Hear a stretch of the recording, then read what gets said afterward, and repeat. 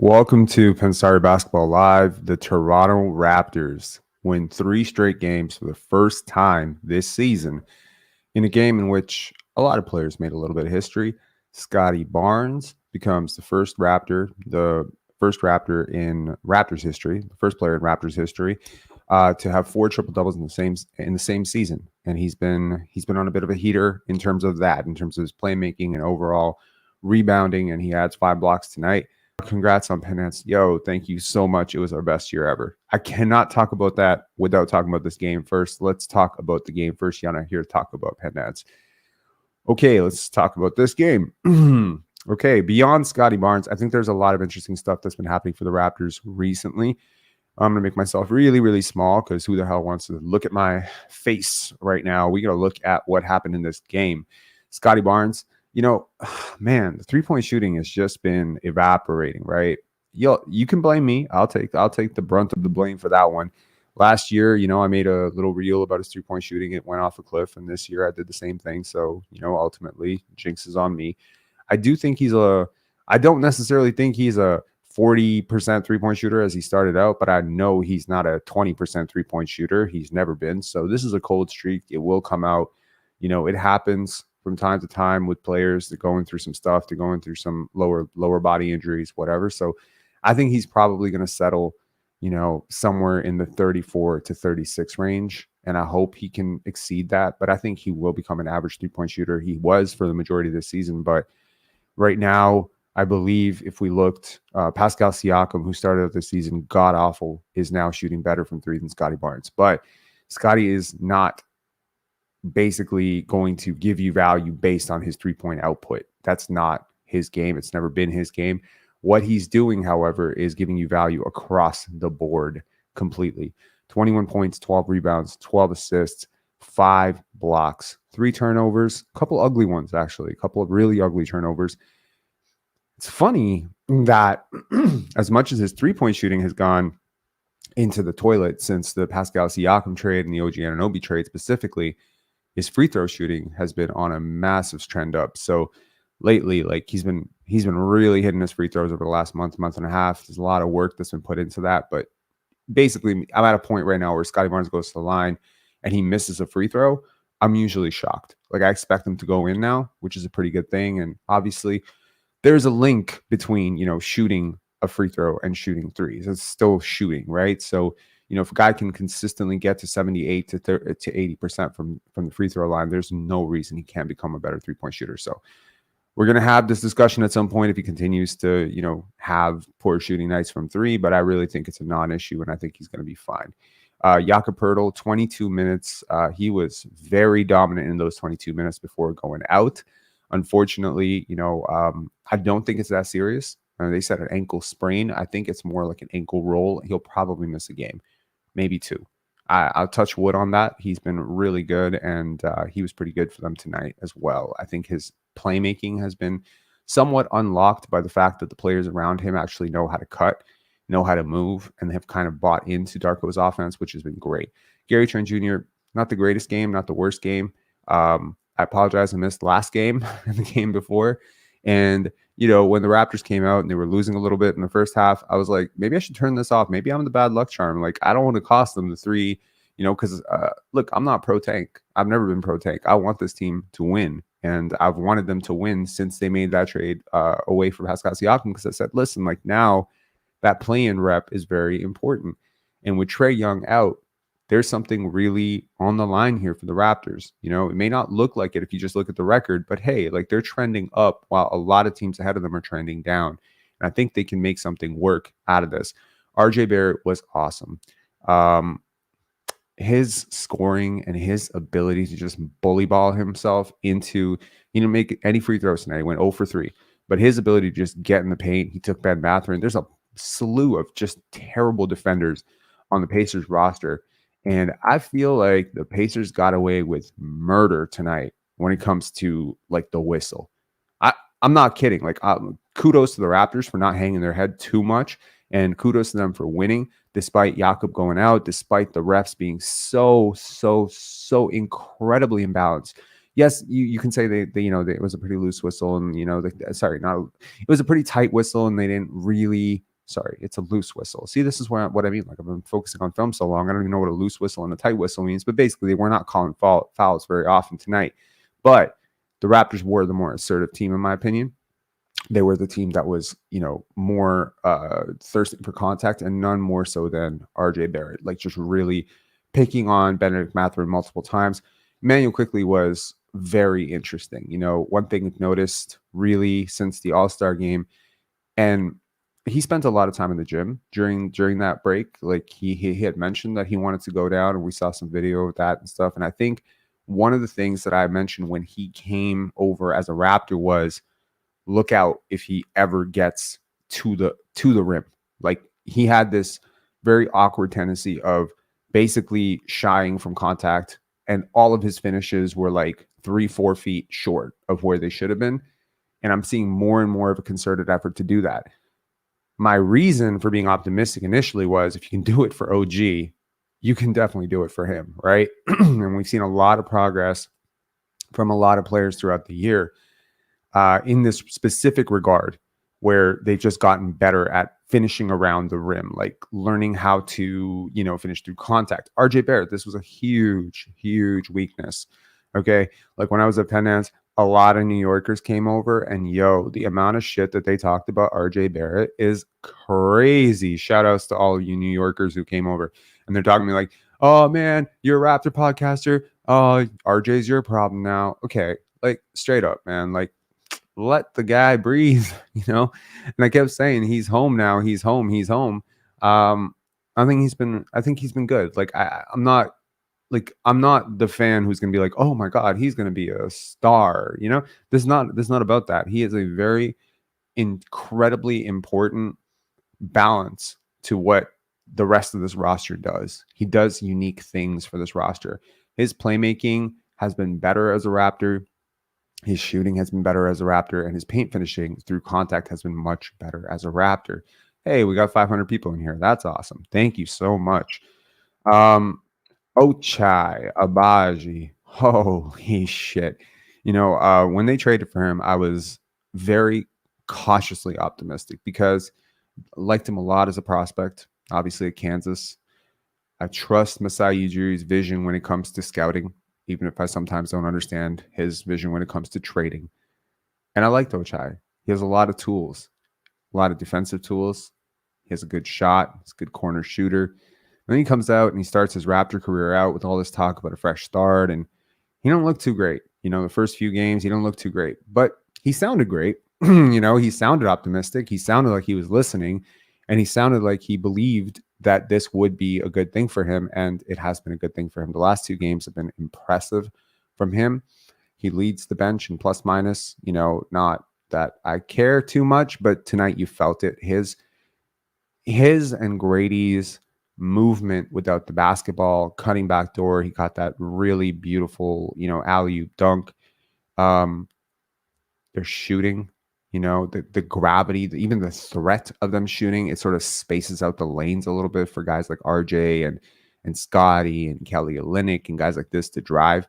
So it's been very impressive. Kelly Olynyk, solid, just overall. I think rebounding could have been better. Paint defense could have been better. Box outs could have been better, whatever. But, to have a 7-footer out there who can, again, stretch the floor, pull the defense out, clear that lane for guys like Scotty and RJ and Emmanuel quickly, and even Grady Dick to get downhill.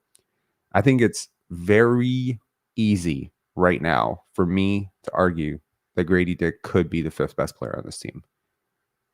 That's crazy because where the hell were we, let's say 6 weeks ago? Like, there was some serious debate about him. He might be one of the 5 worst players in the NBA. Where are those people now? I've stood firm on this, that he will be good. He will be good. I don't know if he's going to be better than Jordan Hawkins, but he's going to be good. And it's just, we need to give time for people to adjust. We expect instant gratification all the time in the society we live in. Guy has a good game, bad game. It's a good game, he's Larry Bird. Bad game, he's a bum. Shouldn't have drafted him. Whatever, man. Like, being 20 is hard enough as it is. Being magnified to this level at the NBA level is insane. And I think he has always shown me an ability to bounce back. And it's an incredibly important human life skill when it comes to success and failure. and he worked hard. And, even through the very frustrating times, because I tell you, no one who wins Gatorade Player of the Year imagines that they're going to be playing G League stints when they're 18 years old, right? Nobody who goes into the lottery is thinking like, shoot, like I might be out of the rotation after, 4 or 5 weeks. But that's what happened with Grady. But he bought into it, and I think this is something I'll go back with something that Fred VanVleet said. He said how you take that G League assignment basically defines your career. You can either take it as a demotion and you can sulk about it and you can bitch about it and you can feel bad about it, or you can take it as an opportunity to grow your game. And which door you choose tells me who you are. He said that to Delano Banton and guys like David Johnson, guys like Justin Champagnie. And that might be one of the big reasons why the Toronto Raptors felt so crucially about keeping a guy like Fred VanVleet around, because he was a walking embodiment of what happens when you walk through door A. I think Grady Dick is now the walking embodiment of what happens when you go through door A, because, he did the G League assignment and he struggled. He struggled in the G League, and now he's thriving at the NBA level, to the point where tonight I could argue he's probably your second or third best player. Like, he was truly, truly elite, impressive. I caught myself thinking something. He got cross-matched. He's a guard. For all intents and purposes, he is a guard, and he will project as a guard going forward. He got cross-matched onto Pascal Siakam, and he just stunted really hard, and he bumped him chest to chest. And he stopped him from going into the paint. And I just thought to myself, this is not a mismatch right now. It doesn't feel as much of a mismatch as it should be in theory. An all-star power forward catching a rookie, who has a lot of strength and conditioning issues, wing, like this should be barbecue chicken, right? But he's just so big. Like, he's such a huge human being. That's something I noticed when I went to the game with Vince, and we saw Wemby, close. Is just realizing how enormous Grady Dick is. Like, I don't know if he's still growing, but it's not unheard of for a guy to have a bit of a growth. Like, I would love to measure him again. Like, could he be 6'9"? Could he be 6'8", 6'9" right now? Because he looks really tall, and I don't want to make too much of a point of that. It doesn't even matter. The point is, he's a big guard. And he has an incredible eye for the game. He really understands what to do. It just so happens that for the first part of the year, he was doing everything that he wanted to do a little bit late. Okay. And I think he was really impressive tonight. 18 points on 9 shots, perfect from 3. He's on a heater. Like, whatever superpowers Scotty had shooting from 3, Grady has taken every bit of that and more. For the Pacers side, unusually possibly the worst game of Tyrese Haliburton this season. Probably. And he got away with murder. I just want to say that clearly. He got away with murder defensively. I counted a play in the first quarter where he committed a foul 6 times in the same play, and they didn't call it once. Like, they are just letting this guy get away with whatever the hell, because, he's the new shiny darling. And I like Tyrese Haliburton, but he's starting to piss me off right now, because, like, that's just crazy. Like, that's not right. He's just slapping guys. He's bumping guys. It was crazy. Like, I'm looking around, like, you're not going to call that a foul? Like, there was a play where, the Raptors lost possession. Pascal Siakam gained possession, dribbles out of bounds. They don't reset the shot clock. Like, the fix was in, man. Like, it was crazy biased. I don't know, like, what it was about this game. I don't usually say the refs are biased. I can say they're bad or good or whatever. But tonight, it really felt the whistle was uneven. The Raptors just win regardless was great. TJ McConnell, great off the bench. I think he was really tough.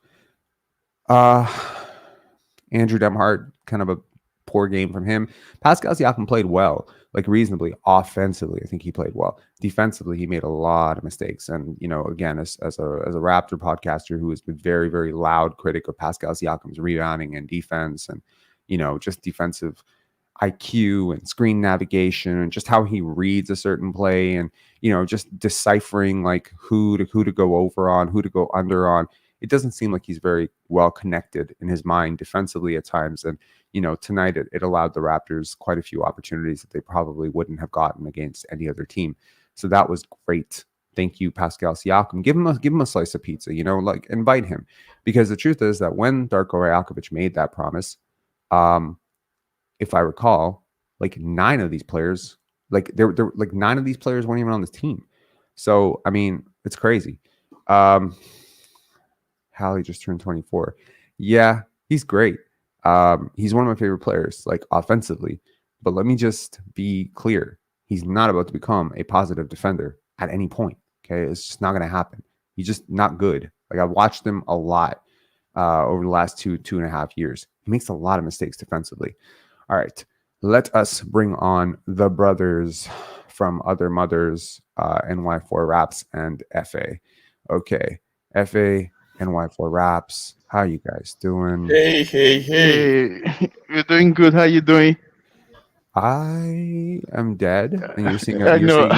you're seeing a I was hologram of the podcaster formerly known as Pensari Basketball. How are you guys doing? I was gonna Well, ask how's everything going with the movie stuff? Penance went great. It Sentence, yeah. was the best ever. It was the that's best good. ever, dude. Like I'll Good. share a little bit with you guys after we do the Raptor stuff because like Hmm. it was, oh my Good. god, almost every single thing was sold out. Oh, Almost Good. wow. everything. Good. Um, Congratulations. the people, like the number of times I said thank you to the audience, the number of time the audience said thank you back, it's Oh, wow. crazy.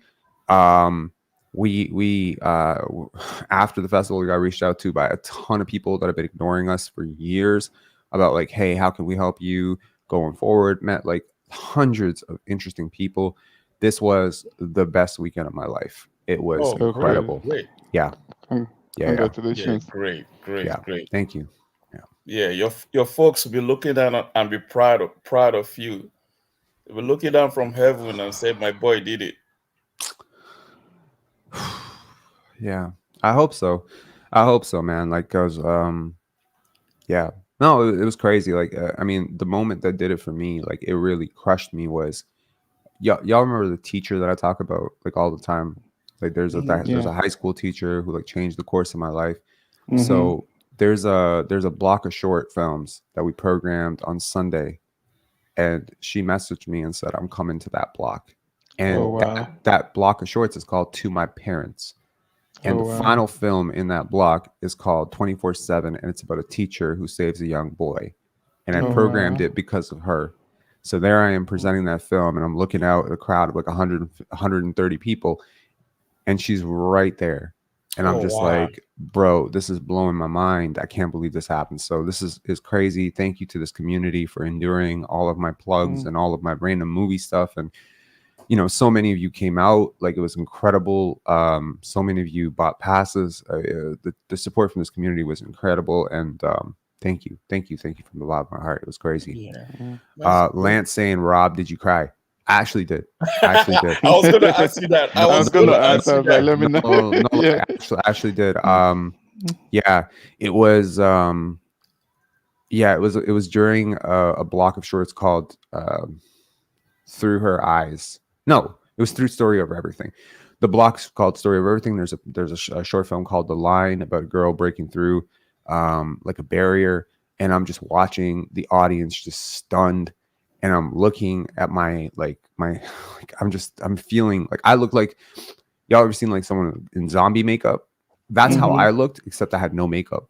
I just looked like a zombie. Like I want to find every person that took a picture of me this weekend and smash their phone personally. Like I look so dead. I look so tired. But I was just like, oh my God, all this work was worth it. These people are loving this. People are in the lobby. They're talking about how this film changed their life, how Oh, this reminded me wow. of their childhood. The first one, there was a film on Thursday night. This woman, she emailed me and said, it's Sunday. I'm still thinking about that film from Thursday. Oh, It's like it's changed like something in my life. Or I'm like, oh my God, like we did this. There's filmmakers who came from all over the world. They said this was the best festival experience they ever had in their life. I was like, whoa, bro. Like we had filmmaker breakfast, filmmaker dinner, filmmaker like drinks. It was like it's like all day, all night, kind of thing. So immersive, so incredible. I learned a million things. I feel like a changed person, but yeah. And every year at Penance, there's always like something that snaps in me, like that release of like, mm-hmm. the breath. Mhm. And during that film, The Line, for some reason, it's just something like just I felt like a tear in my eye, and I was like, oh my God, we did You it. need to Did you need it. to get some of your movies into Lifetime networks. No, no. We're not doing shit with Lifetime. But I will tell you something that I learned incredibly, and it applies to the Raptors, and I'll bring it back to the Raptors and what they're doing. I will say this. I got up there on stage and I told the truth 100%. No, if I was underslept, I said I'm underslept. If I fucked up something, I said my bad, I fucked that up. 12 to 15 times I was just like, I'm fucking this speech up, aren't I? Like, I was just so honest about it. I wasn't composed or anything. I just kind of went up and I was just honest. And that honesty It paid off. It didn't pay off. It transferred to everyone who came up. Yes. They carried the same it intention. made it look real. It made it real to them, and made it, everybody now individualized it to themselves. That I think it makes people comfortable when the festival director is completely uncomposed, but also being honest. And it changes the vibe because you have a microphone and you're coming up there saying, look, I didn't prepare a speech for this, but I just want to say from the bottom of my heart, thank you for coming, whatever. Exactly. And it's real and it's sincere. It made you more human than I am like human, and that's the thing. I am human, and to pretend that I'm not would be stupid. And these people, they came up and you know, like usually when you're at a film festival and you know the filmmaker comes up and they say any questions, and then maybe you get one hand, and it's after like a little bit of pressure, and someone's like, okay, let me just ask the stupid question. This time, any questions? Like 20 hands go up. The filmmakers are shocked out of their minds. They're like, what festival is this? Who are these people? Where has this been my whole life? And the questions are so honest. The audience is transferred. The filmmakers transferred. And it brought me back to the Raptors. You know, Scotty Barnes, the guy I think is such a good person. He's so selfless. He's like, he'll take 2 shots in a game. He has no problem. 2, 3 shots, whatever. If his teammates are going. 5 points. It was only 5 points at the first half. Yeah. And it's just like letting other people go. Like if Manuel Quickly's got to go and he's got a favorable matchup, let it go. And this is like the selflessness, and he cares about defense. Right? So for the longest time, I always felt like the Raptors, you're looking at the wrong person for your direction. The wrong person is setting the tone for your locker room. And then after Pascal got traded, it felt like no one was setting the tone for the locker room. But it feels, for whatever reason right now, that Scotty Barnes is starting to set the tone for this locker room. Especially after the All-Star. I think the All-Star make the big difference in him. The All-Star big time. made Like Scotty greater than Scotty. He brought that, and he's not done yet. This is just the beginning. Scotty didn't even start yet. And the coach said something, right? That when he was going to the All-Star games, he told him that, you know what, go in there, go pick up the brains of all the superstars, spend some time with Kevin Durant, spend some time with LeBron, spend some time with the other folks, and you can see the confidence now, right? It feels like, okay, this is my team, I belong here. I don't care whether I score, but I'm going to do everything to impact the game, and everybody's following along. In a little way, not yet. In a little way, the referee started looking at him like an all-star, but not fully compared to the way they looked at Haliburton, though. Yeah, because the officiating was horrible today. Horrible, right? Scotty was being fouled over and over in the paint. Yeah, I agree completely. Thank you so much to our RKER TV for your ability to work on fumes and still produce great things on both lanes. King of all Raptors media. I don't know if I'm pronouncing myself king. It's kind of like weird, but thank you so much. I appreciate that. And James Sorensen saying, congratulations, Rob's success and nothing less, brother. I love film. Be in Toronto next year for it. 100%. So incredible to hear this. Oh my God. Yeah. Thank you. Thank you guys so much for the super chats. Thank you. This community actually made this possible because, you know, we were able to do a lot of things that we wouldn't have been able to do otherwise because of the financial success of the last month. There were a few things that we were just able to add to make this better by using a little bit of that money to put it towards Penance. So it was so incredible. And this community gave so much free promo to Penance, like that RJ and Scotty video, 230,000 views. And it's like a big Penance plug in there. Millions of people heard about Penance this year that have never heard about Penance before. It was incredible. And then so many people came up to me. They was just like, oh my God. Oh, here's the funniest fact. When we were setting up, this guy who only listens to Pensari basketball on audio, he never watches the video somehow. He listens to like rap. I don't know how you do that. There's a YouTube music or something. He's just like, I don't. He's like, excuse me. Yes. He's like, your voice sounds. Are you by any chance affiliated with Pensari basketball? And I was like, yeah, that's me. And he's just like, oh my God. He's like, what are you doing? What are you doing here? And I'm like, run a film festival. And he's just This like, is oh my me. God, I listen to your podcast every day. And the people that are volunteering for us, they're just looking at me like, you do what now? Like they didn't know that. And it was just like, I'm like, so you're here for Penance? He's like, no, I'm here for another movie. Well, what's Penance? And I was just like, oh my God, this is so weird. Like, did he knew my voice? Like, this is surreal, man. Like, and a lot of people came up to us at the Saturday night party and they're just like, thank you so much. Someone gifted me a signed Vince Carter jersey as a Oh wow. gift Mm. at the Oh, party. wow. They were just like, hey, like, this is so special. And I'm just like, whoa. Yeah, I'm blown away. I'm blown away Yeah, by the support. you see, hard work pays. Your hard work paid, and you're very passionate about everything that you step your hands into, and it tells a lot. Yeah. It shows a lot, so it paid off. Yeah, people kept telling But me like, "Oh my God, you're but working now so hard," I and hope you I'm get just, some rest. I hope you get some rest. I mean, Yeah. yeah, I mean, I will, but like, I mean, there's no time for rest right now. There's a few things to be done. I got to work all night on Penance. Actually, believe it or not, like after this, there's like a lot of stuff we got to do. But someone said to me, like, they're like, "Oh my God, you work so hard. You're doing about." I'm like, bro, my parents worked. Mm-hmm. You know what I mean? Like they worked. Like my mom worked at Walmart. My mom she worked 3 jobs at one point. She was selling Wow. credit cards. Like my mom came home tired every day. So that, Mhm. like, I mean, to call this work is insanity. Like I'm going to sit here and talk on a podcast and be like, wow, I'm working so hard. I am very blessed. I'm very blessed to be able to Mhm. do what I love. I love the Raptors. I love movies. This is literally my whole life, and it's actually paying my bills. I am the most blessed person in the world. So I'm thankful to you guys. You were very, very early supporters of this You channel. know So what? thank you. Beyond the sky is your limit. It's not the sky. You're going way above the sky because you're very passionate at what you do and you enjoy what you do. That's the best thing about it. You What's enjoy, not so to you're just enjoy? gonna grow. What's not to enjoy? Yeah. What did you think of how did you think the Raptors dealt with Tyrese Halliburton? Because certainly I haven't seen him have Oh, no, 2 games this Gary bad. Trent. Gary Trent did a good I job know on him. Gary Trent did not score, right? But he's been playing good defense on the point guys. He did a great job on Trey Young. Trey Young shot 30% last game, and Mhm. Hmm. Halliburton shot like it's 11 or 18%. So he did a good job. But we need him to start making some of those open shots Open too. looks. Yeah.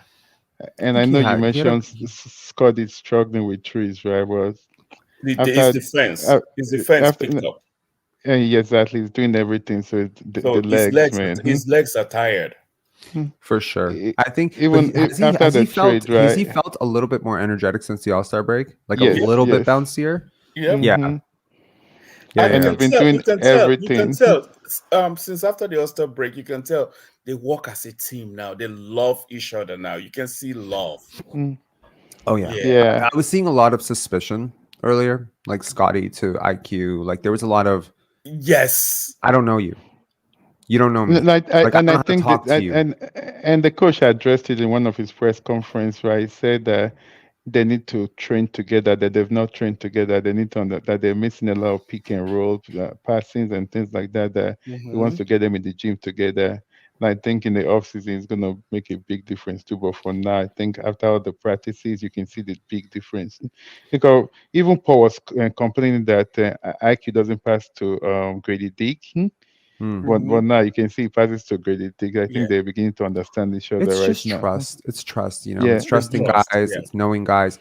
And the thing is that sometimes you put guys together and they don't know why they've been put together, Mhm. but you know why they've been put together. Well, like When you our talk former about like team, though.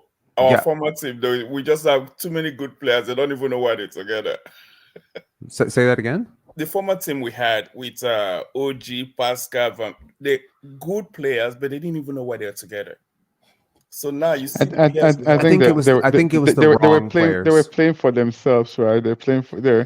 somebody playing to be Superman, somebody playing to be all defensive, somebody playing for the contract. So, but now they're playing to they're enjoying each other, They enjoy cutting, each other. passing. Grady Dick has been something that's made does Oh man. everything. It's more than a Yeah. shooter. His Rebounding, the it's IQ, the that, yeah. passing. Yeah. Remember you always believed in Grady Dick Yes. and he proved himself. Look, I think it's just you got to look at the physics of basketball at some point, right? Like this guy is 6'8" and he makes great decisions and he shoots really well. I had a really, really smart person tell me that he's going to be a bust after like 3 weeks. And I said, nope, it's not going to happen, because it wasn't after 3 weeks. It was like after 2 months, actually. He said like his release is too slow. It's not going to work. I'm like, bro, I trust the work. I heard Mhm. stories about Grady, like early, like how he would practice, how relentless he was about his practice regime. This guy didn't come into the NBA just to chill and hang out. I know that in Mhm. people.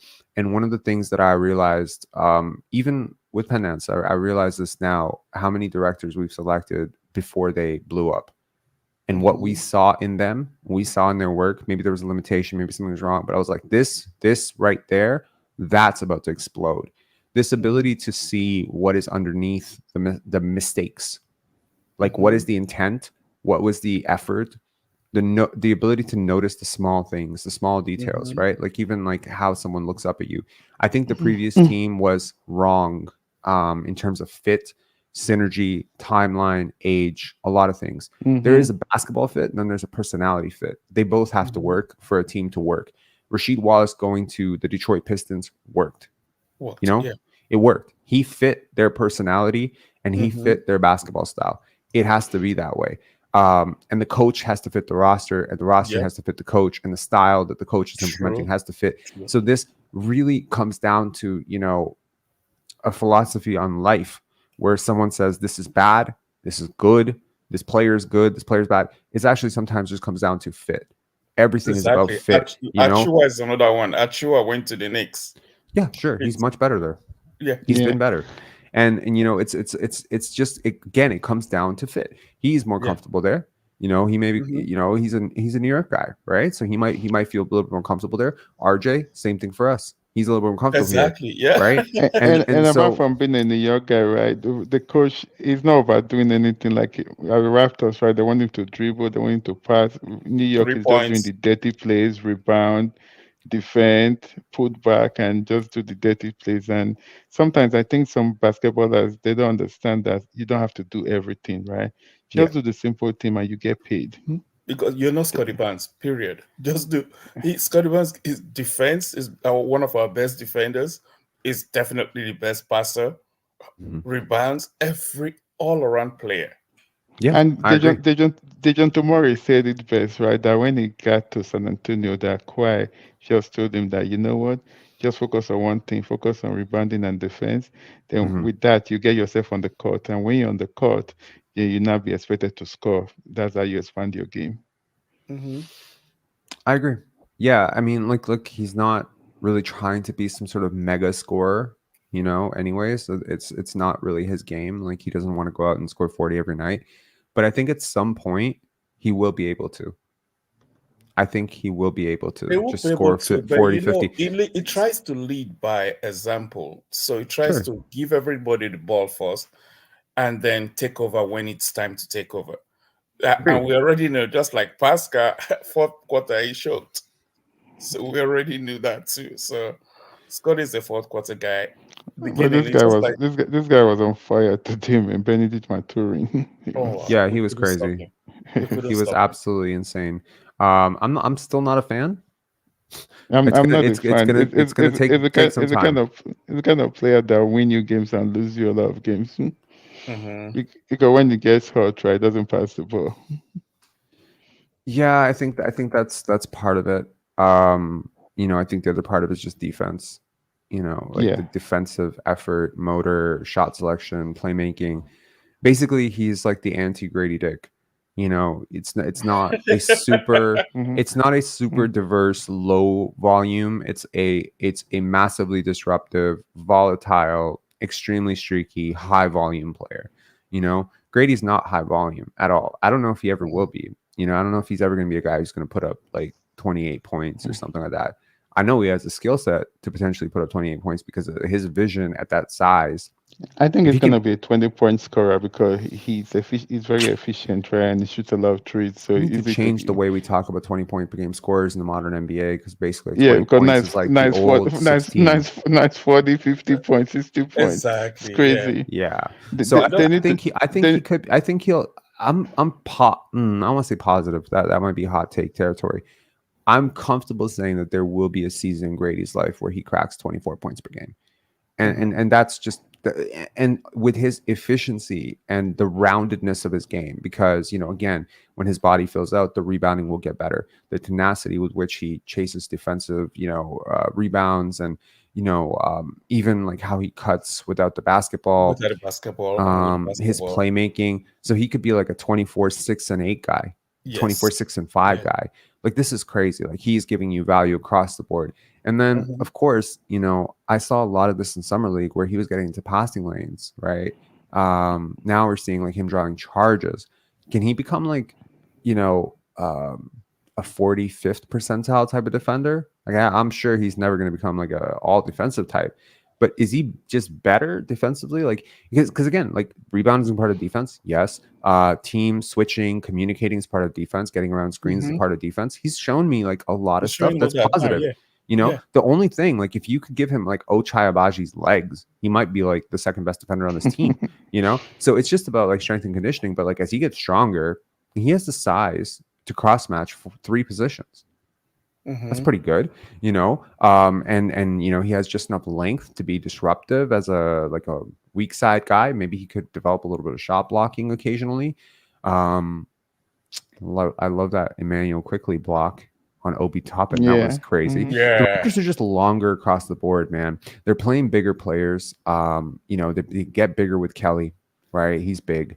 You got Jakob in there. Hopefully he's a speedy Hopefully it's recovery. good. But you see how And much the lineup with Kelly, O'Shea Bashi, Scotty Scotty Barnes, and Brady. Grady Dick. Wow, the ball movement is Wow. The something that's ball was moving. beautiful, man. Yeah. yeah. The And I agree. so cutting, the Scotty in let's the fun. bench was awesome. yeah, eventually. But Brown looks like Brown is our weakest link right now. Who? Brown. Brown. Oh, I thought you said Braun. I was like, that happened Yeah. already? Great. Yes. Bruce Brown has been shit. And you know what's interesting? You traded Pascal Siakam for literally the worst player in your rotation right now. Okay. No, but And if you three look at it, picks, right, we traded Pascal for you trade him Ochai for Bashi nothing. and Kelly Olynyk because we returned the pick and the other to get I Ochai mean, like, Bashi. are we considering Otto Porter absolutely worthless in this equation? Because he's not. Like, I Okay, think okay. Let's use maybe the product for O'Shea or the product for Kayla Ninik. So we got I think it's Kelly for the pick, and then O'Shea for Otto.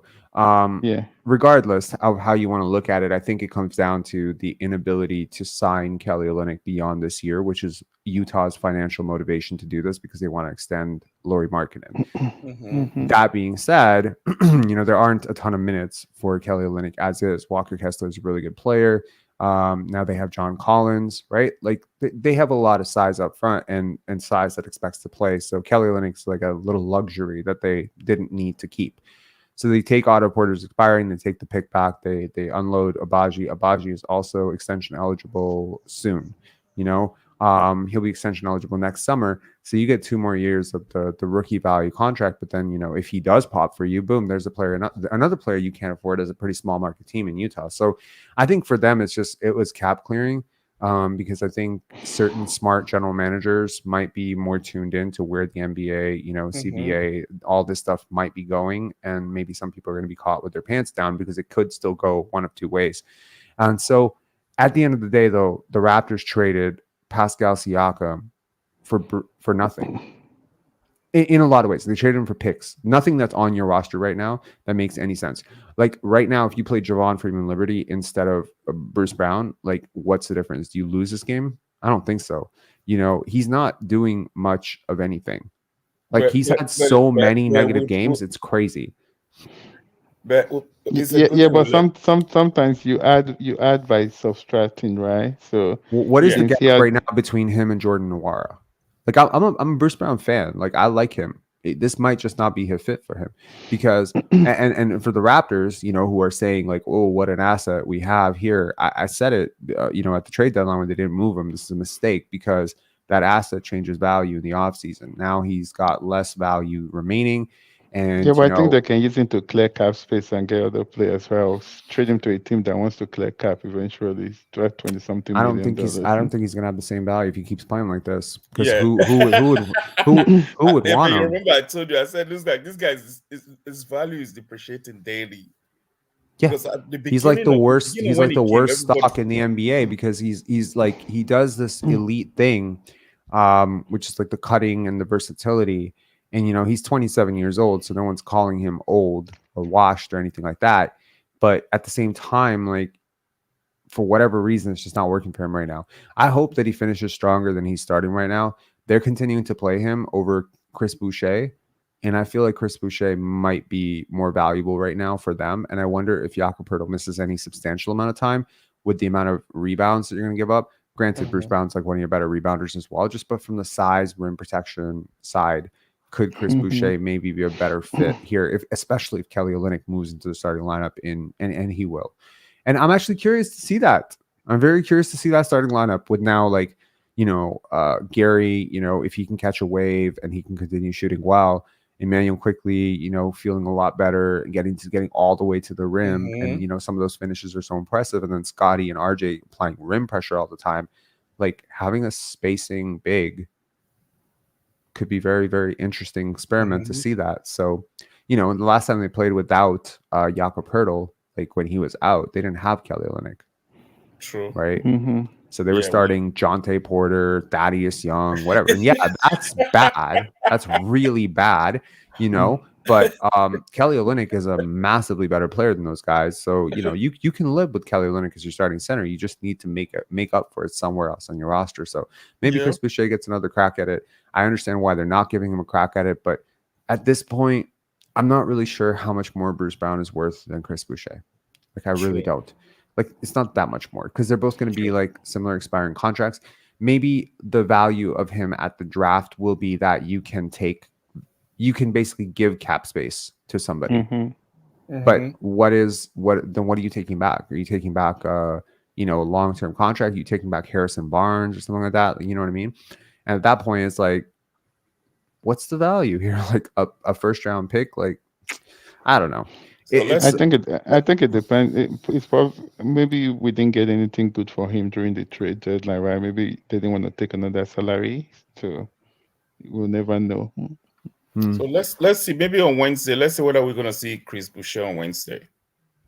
And we have one roster spot. He right? brings energy. He doesn't bring a hell of a lot of versatility and intelligence, unfortunately, but his shot selection is very, like it could fall apart any second. Like this could be the worst game or the best game. Like it's rolling a dice all the time. But one thing that is not rolling a dice is his effort is usually very consistent, and that energy is usually very infectious. And I'm curious to see, because he's shown some very good promise as a cutter in the past, like, especially like in transition. The Raptors have really pushed in transition during this win streak that they're on, the 3-game win streak that they're on. I would just like to see like what he could do with that, as long as he's a finisher in those plays and not a decision maker. And I think that is the value of Bruce Brown over him, which is that Bruce is a significantly smarter, more cerebral, I don't know how many different ways I can say smarter, more cerebral, smarter, scored better on his math test. Like, I don't know, like he just has a better feel for the game overall. But he's not stretching the defense right now. He's not finishing well. Like, he's not handling well. He's not creating well. He's not defending overly well. Like, it's just like, what are you doing for me, Bruce Brown? I don't know. I don't know what he's doing. I think Oshie has been playing really, really well. Yeah, he has been playing really well, and I'm very excited for that because he's 24 years old, and the best part about this entire win streak is that look who's playing well. It's your 20-year-old rookie. It's your 22-year-old all-star. It's it's these guys. These are the guys that are carrying you. It's your 23-year-old reclamation project in RJ Barrett. It's your 24-year-old point guard of the future who's suddenly finishing in the paint.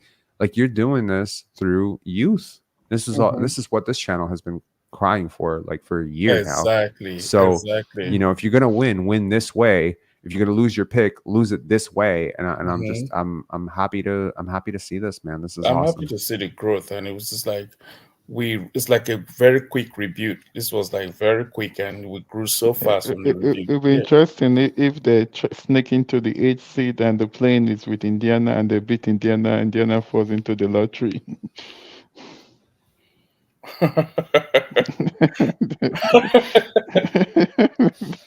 Talk it into existence, man, because I would trust that Scotty Barnes will outperform Pascal Siakam in a winner or go home Yeah. situation. Like I Mhm. feel like he will. Scotty Barnes likes to play Pascal. I took it personal too. I think, like, yeah, for sure, because he's probably listened to like 500 people on his timeline, every single Mm-hmm. day talk shit, and it's like all the vitriol that's ever come towards Scotty has come from Fred and Pascal fans. At least in the Mhm. Raptor space, True, whether you're true. talking media, whoever, it's always these guys who felt like those guys deserved something that this guy took away from them. And it's always this weird dynamic. It's never some OG super fan that was always on Scotty's side, True. Very So true. I think of it like, even though he can love Pascal, like there is still some sort of feeling of like, I was told for 2 straight years that I could never replace this guy, that I would never And be as good as we this guy, have that I about took this guy's 37. spot, whatever, Hmm. And we're Yeah. going to have about 37 million in cap space, right? So you can bring 2 really good players. Or you could bring one really, really good New York New player. Yorker, New Yorker, yeah, defend New Yeah. York. Yeah. So we had a whole bunch of New Yorkers. We had a whole bunch of New Yorkers come. We had a whole bunch of New Yorkers come for Penance, right? Like a ton of them came. Like it was like 7, 8, 9. There was at least 4. So 2 of the films were about New York, which was really cool. Money was about New York. Profile was about New York. So a lot of guys came from New York, and we were at the bar and we were hanging out. And one of them we were talking, and I was like, "How do you like OG?" And he's like, "Oh man, he's a blessing. I'm so happy to have him. So happy to get rid of that bum, RJ Barrett. It's like this is the best small forward I can remember in my life. Like, he's giving me like vibes. I'm so happy as Sprewell's old number, blah, blah, blah, blah." And I was like, enjoy him while you have him. And he's like, "What do you mean?" And I was like, "You'll see. You'll see." Yo, I went away and I just watched that guy stare into a glass of whiskey for like 2 minutes and just not say a word. He just like, I wanted to put the thought in there, like it could happen. It could happen. Yeah, we love our RJ Barrett. We love our trade with New York. Yeah. So we're able to let Ashua go. What's his name again? Their point guard go is in Detroit Malaka. now. Malaka. He's been playing okay in Detroit, so good for him. Malachi Detroit deserves Malachi Flynn, man. They deserve this. They deserve it. Yeah. Anyways, it's been great. It's been great catching up with you guys. I'm so happy that my first conversation from this hiatus was with you guys. Thank you for always supporting this channel. Welcome back. Thanks for all you do. Welcome back. Yeah. Yeah. Thank you so much, man. This is awesome. Thanks. See All you right. guys. Have a good night. Take care. Enjoy. Peace. All right. See you. Okay. Nassif, Antonius, hang tight. We're gonna go to the post game and we'll get to you guys, and we'll do a group call. Yeah. Great game tonight, of course. What did you see out there, especially when you guys did a really great job of responding when the Pacers were going on runs? Yeah, I think, even the last game we played them, we did a good job, all throughout the game, and then they kind of, made a push in the second half. So this game we just stayed true, we stayed strong all game, and we finished the game out. Coach said that you guys have just gained a lot of chemistry in the fact that you were able to practice, like have 3 practices in the past week or so. How much has that done for you guys collectively? No, it's been great. Got those practices in, so everybody's on the same page and knowing what we're doing out there. You going back and forth with Ben, obviously there's the Canadian ties there, but what were you able to see from your vantage point of just how lethal he can be on the floor? He shot it very well tonight. Of course, he made a lot of threes, but he's been aggressive. I remember the first time I actually got to play against him it's like a Team Canada training camp. I didn't know who he was. I was like, whoa. I was like, that kid's going to the league. So, yeah, no, he's really good, and he showed it tonight. You know, you think about a guy like Grady, still so young in his career, but kind of there for those moments. What have you seen in terms of his confidence, three-point shooting, but then also defensively as well? GD, man, GD's playing really well. He's been playing at a really high level for about a month now, so just happy for him and want to see his continued growth. Just in terms of Scotty, tonight he made franchise history with the number of triple-doubles he's had in a single season. What does that speak to his game, and what's it like to play off of him? He's all over the place. I mean, he's just he had 5 blocks too. He's everywhere. So I mean, that just showing the all-star that he is. RJ, what is it? Do you need to get elbowed in the face to kind of get into that place of aggression, but what is it that kind of like turns up your level of like competitiveness, aggressiveness in a game? Well, I think this game, especially knowing that we just lost to them, like right before the break, so it was still fresh, and everybody came in ready. Give credit to our whole team. All right, Grady, you're on a roll. The past couple of games have been very strong for you.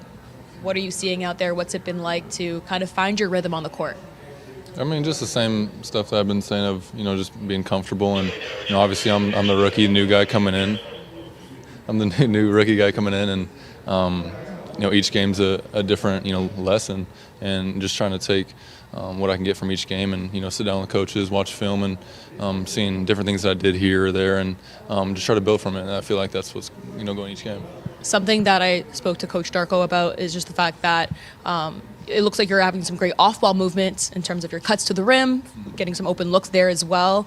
How does that impact how you find shots more than just outside shooting? It affects it a lot because, if you're outside shooting and they're going to take you knock down a couple, they're going to step up, and then that gives you more room to kind of utilize that and just play how the defense is playing you, and just take what they give you. And if they step out too much, then that might be a chance where you go back door. Really just utilizing the floor, and always going back to what I'm saying of just talking to coach, and he knows best. And when I see things on film that here and there I can fix, and it's easier to see. And then just in terms of, Coach also pointed out, you guys have had time to practice and really just get together as a team collectively. Has there been anything that stood out to you in practice that you're seeing now translating to the court? Or is it just a matter of like you're spending enough time with these guys and you're kind of finding the chemistry together? I think it's each practice. It's not really, one main thing. It's really just all the guys, collectively, just having that chemistry that we have and building it. The young core and just the team in general is, it's just so much fun to be around, and in practice, celebrating. I think that's what helps us even more is when we're all talking and just having a fun time. That kind of translates to the court. And then just in terms of Scotty, tonight he had franchise history with his triple doubles in a single season. What's it like to play off of him? How does he impact the game from your perspective? I mean, he's an all-star for a reason, and to be able to play with him is. It's a blessing. Not a lot of guys like that you get to come into as a rookie and play with, and I'm fortunate that I get a guy like that where I can, help, and he helps me, even more because, when they're all, attracted to him, it opens up, my game for me, and I hopefully want to do that for him too. So it's fun to play off. See Scotty kind of add to his game, the ways in which you have. What did tonight kind of solidify for you with his growth? We know about Scotty that he's ultimate competitor. He's going to try to everything to win. And that kind of energy he brought tonight ended up with a triple-double and 5 block shots. He did great things there. Was he perfect? No. And I'm not expecting him to be perfect, but when he has that kind of effort and if he's playing that way, he just gets everybody else going. He puts a lot of fuel into other people. He's motivating everybody to go to another level competing, and I thought that our guys tonight really competed full 40 minutes. Out of the past 3 games, of course, do you feel like this has been maybe one of the most cohesive performances that you've seen collectively as a group on both sides of the court? I think so. It's also the locker room and how guys are together, and like the team atmosphere is really good. We were so lucky to have the opportunity to practice 3 times in a short period of time, and that really makes the difference. When I, quickly called me the other night, and he was like, "Coach, I feel like we're getting our chemistry together, and those practices are really important for us. They feel that they're getting better through practice." So Scheduling was good for us. And Lead changes. What became your difference for you, considering how fast the pace was of this game to start? our main focus tonight was to prevent them to score a lot in the paint. This is the best paint scoring team in the league. Our goal was to keep them at 50 points, which we did. We kept them at 50 points. First 2 quarters, we did an outstanding job at the halftime. They had only 20 in the paint. And they're just relentless. They keep coming at you nonstop. They keep pushing the pace. And I thought that the adjustments that we made along the way we're guarding Miles Turner, that was very important. He started the game very, very hot, but after that we were able to slow him down. And we did a really good job on Halliburton as well. We made it really hard on him. But you know what? Mathering had an amazing performance. Pascal had an amazing performance tonight, and still we found a way to grab this win on the road. With Jakub, it was just stepped on it, rolled. He just rolled his ankle. He's feeling okay. We're just re-evaluating in the morning. You look at a guy like Kelly Olynyk, and the assists he's been able to make, most of them have come to a Grady or an Ochai. What is it about him and his veteran presence that allows young guys to kind of eat as well? First of all, his unselfishness and willingness to share the ball, knowledge of the game, but also specifically like those 2 guys, they're really, really good cutters. Like they're really good playing off the ball and spacing. So he's trying to make everybody better on the court. I thought that he did an outstanding job tonight. We ended up game with 35 assists. So all of that talks about the way we play as a team. And the level of confidence that Grady has in those big moments to be knocking down those shots. Is that something that you've seen so far in the league with guys that young in their career? For sure. There are players that are just confident, but his confidence is not coming from nothing else than an extreme hard work. And this is just beginning for him. He's going to have good games, he's going to have bad games, but he needs to continue being in those situations to learn and get better and to get reps. I thought that he did a good job on both ends of the floor. I thought that he was good defensively as well. A lot of focus, of course, is always on Grady's shot, which is coming along very, very nicely. However, today, I noticed a lot of back cuts and some great cuts off ball. What's your takeaways from that? That's what he's working on. That's exactly the focus with his player development is a balance on his shot, positions where he's going to be on the court, and also playing without the ball, cutting, moving, finishing, getting some offensive rebounds. He was able to get, I believe, 2 offensive rebounds there in the 4th quarter. They were huge for us. I thought that he did a really good job. And then just in terms of RJ, we saw a lot of progress as well from Emmanuel quickly. But what did you see from RJ today? RJ, he played game to win. He was really good. He was making right decisions, right passes. There was like some 3 minutes to finish in the game, and he didn't catch the ball well. He missed the layup, and I told him, "Come on, RJ, we need you to win this game." And he just loves those moments. He loves those challenges. He was able to get a stop and to knock down a 3 right after that. Got it. I got it. Sorry, I was trying to avoid Jalen McDaniels, the YouTube plug, and I nailed it. Thank you guys for the McDaniels alert. Final. This is hilarious. Okay, let's bring on Nassif and Tonius. Neither of you have your camera on, so I hope you don't mind. I'm not just. That's okay. You're both on. What's up? How are you doing, Tonius? I want to first say thank you from Penance. Saturday, I was at the Saturday. You were there. I met you. Yes. Yeah. How are you? For you to remember me, I had to say that one name, and then it's like I never took offense to whatever reaction because time is money, and you're a really busy guy. So, yeah, I'll tell you what. I like excursion. It's a lot of crap we are getting with Hollywood movies, and it's a really breath of fresh air seeing a movie like that. Yeah, Excursion was awesome. One question about the film, and it's about their culture. This is a Serbian film, right? It's a Bosnian film. Bosnian. Okay. Mm-hmm. Is it actually legal for 13 and 14-year-olds to actually do sports gambling?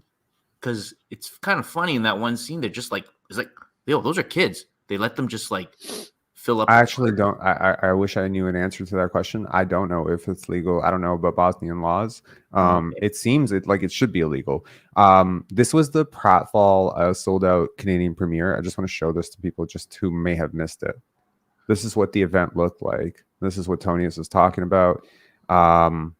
Yeah, it's not like a big grand like you're talking about Sundance, but you know the point is just it's all about the films and the people. You believe it or not, you attended the second least attended show at Penance. If you just a couple of empty seats, but yeah, I mean but the majority of it was like damn packed. Look at this. Oh yeah.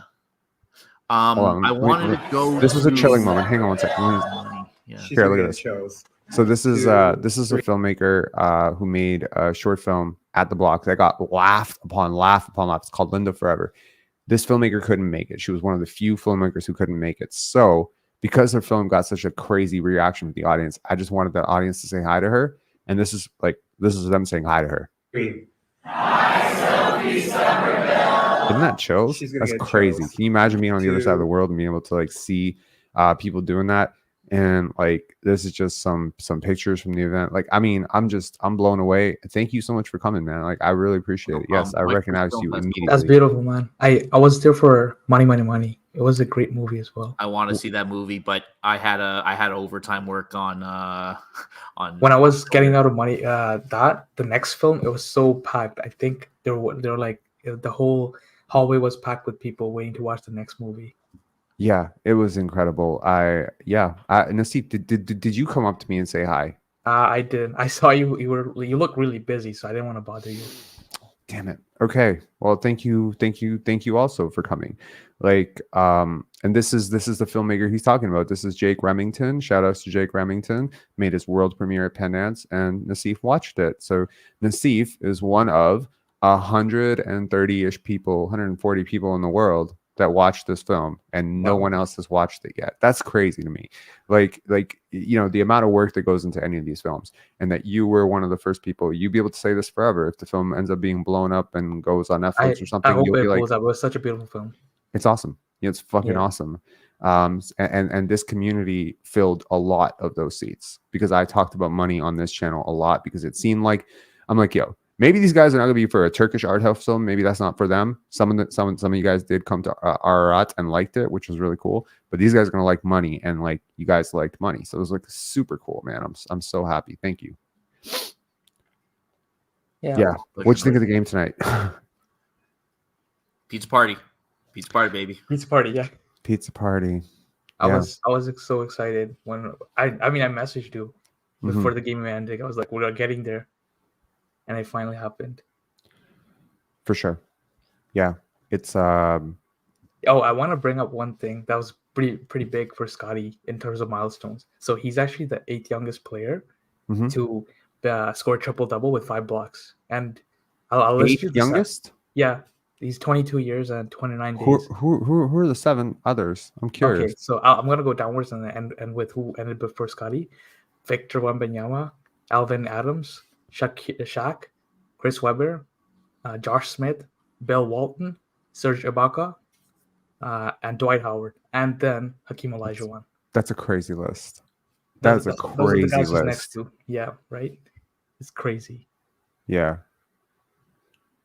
That's nuts. Hey Vince, what's up, buddy? Buddy, what's happening? What's going on? Nothing much. I don't know. Can you see it? Hold on. I gotta make you big for a second getting here. Blocked by the text. Representing, baby. Representing. Penance pass. Thank you so much, Vince, for coming to pratfall. That was awesome. I will save my PDF ticket. No, I came to Ararat. My bad. Shit, you came to Ararat. Yeah. I'm so. Is it just a light film? A light film. So interestingly enough, people said our features got literally better every single night. So they said that like the reviews that we got were basically that like the accident, which was the incident, the Italian film. Yeah. Like everyone just said like we were expecting it to go down after Excursion, and somehow like it had been building all weekend, right? Excursion was frigging masterclass. Money was great. They were just like, there's no way they have a way to top what we've seen so far, and accident just blew people away. So I'm excited. I'm glad we did it that way, because I got to be honest, most festivals go downhill after opening night. But Man, yeah, it was cool. I wish I could have made more. Your son. It was my son's birthday weekend, and we had I had stuff on the Friday, Saturday, and Sunday. So I was only able to make the Thursday show, but man, I really wanted to come out to more. It's too bad, but it sounds by everybody's account that it was such a success overall the entire weekend, and couldn't be happier for you, man. Thank you so much. Thanks for being a part of it. I'll use this opportunity to also say thank you to Leanne. Thank you to God damn it, what is his name? Okay, well, obviously thank you to Larry. Thank you to thank you to so many people, man. Like the people that bought, the number of people that bought passes, the number of people that came up to me, the number of people I got to talk about Scotty Barnes, out of Penance quite a bit, which was pretty cool, Sure you did. Yeah, it was incredible. Like when your worlds collided. The worlds are totally colliding. George Costanza said this would be the worst thing in the world, but it's not. I don't know if anyone got that Seinfeld reference, but basically, I'm too young. You got it? Worlds are colliding, absolutely. Worlds are colliding. You know about the colliding worlds? Yeah. No, I'm very happy my worlds collided here. It was incredible, and the Penance basketball community showed up full force and made this possible too. Like for sure. Like I'll obviously thank our sponsors and the people who helped us and promote this, because it was very last minute. Like a lot of shit was very last minute. We're a very small team too, like incredibly small. And this was the Penance that we did with the lowest, the smallest, shortest run up time. So basically we usually have 12 months to prepare every festival. Last year, our festival was in May. We had basically been fucking up for 3 straight years. We've been going forward in the timeline. We're usually a January, February-ish festival. We're a winter festival. And suddenly we're in May because of the pandemic put us in March. Right. Then in April, then in May.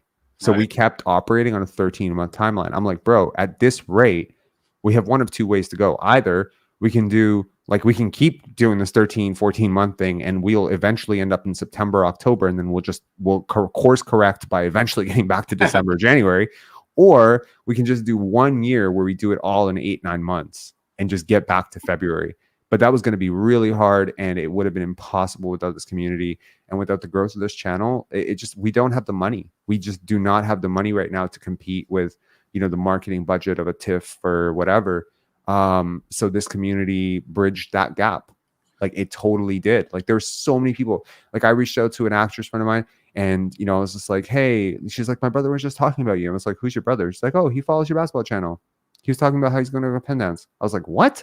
This is so crazy. The number of people who came in and just said, hey, I'm not really interested in your movies, but I just want to tell you, great fucking podcast, bro. I'm gonna head out. I just came to say hi.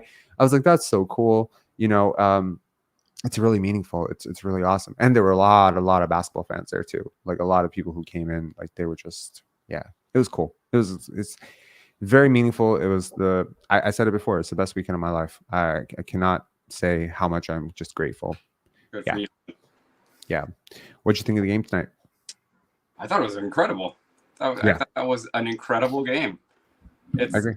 It's definitely hard to they're on the second night of a back-to-back. Okay. You give them that. But, I think Sacramento's on the second night of a back-to-back right now. And I think they're thumping Miami, if I'm not mistaken. And so, just seeing that Miami, seeing that cohesion, just seeing the difference between Pascal had a really good game, right? But if offensively, he had a good game offensively. Excellent correction there. It's a very good game offensively, but it's just him and Scotty just go about it in two completely contrasting ways, and I will take I've been saying for years, like what's lacking in the Toronto offense is just like cerebral, like just good basketball IQ. There was a lot of low IQ players on the team all at once, right? Mm-hmm. You could argue that Fred was probably the highest IQ player, and that he had extreme limitations, right? EQ was the limitation with Fred. IQ was never the limitation. He had an incredible IQ, but he had an incredibly low EQ, and I think that is what creates the issues.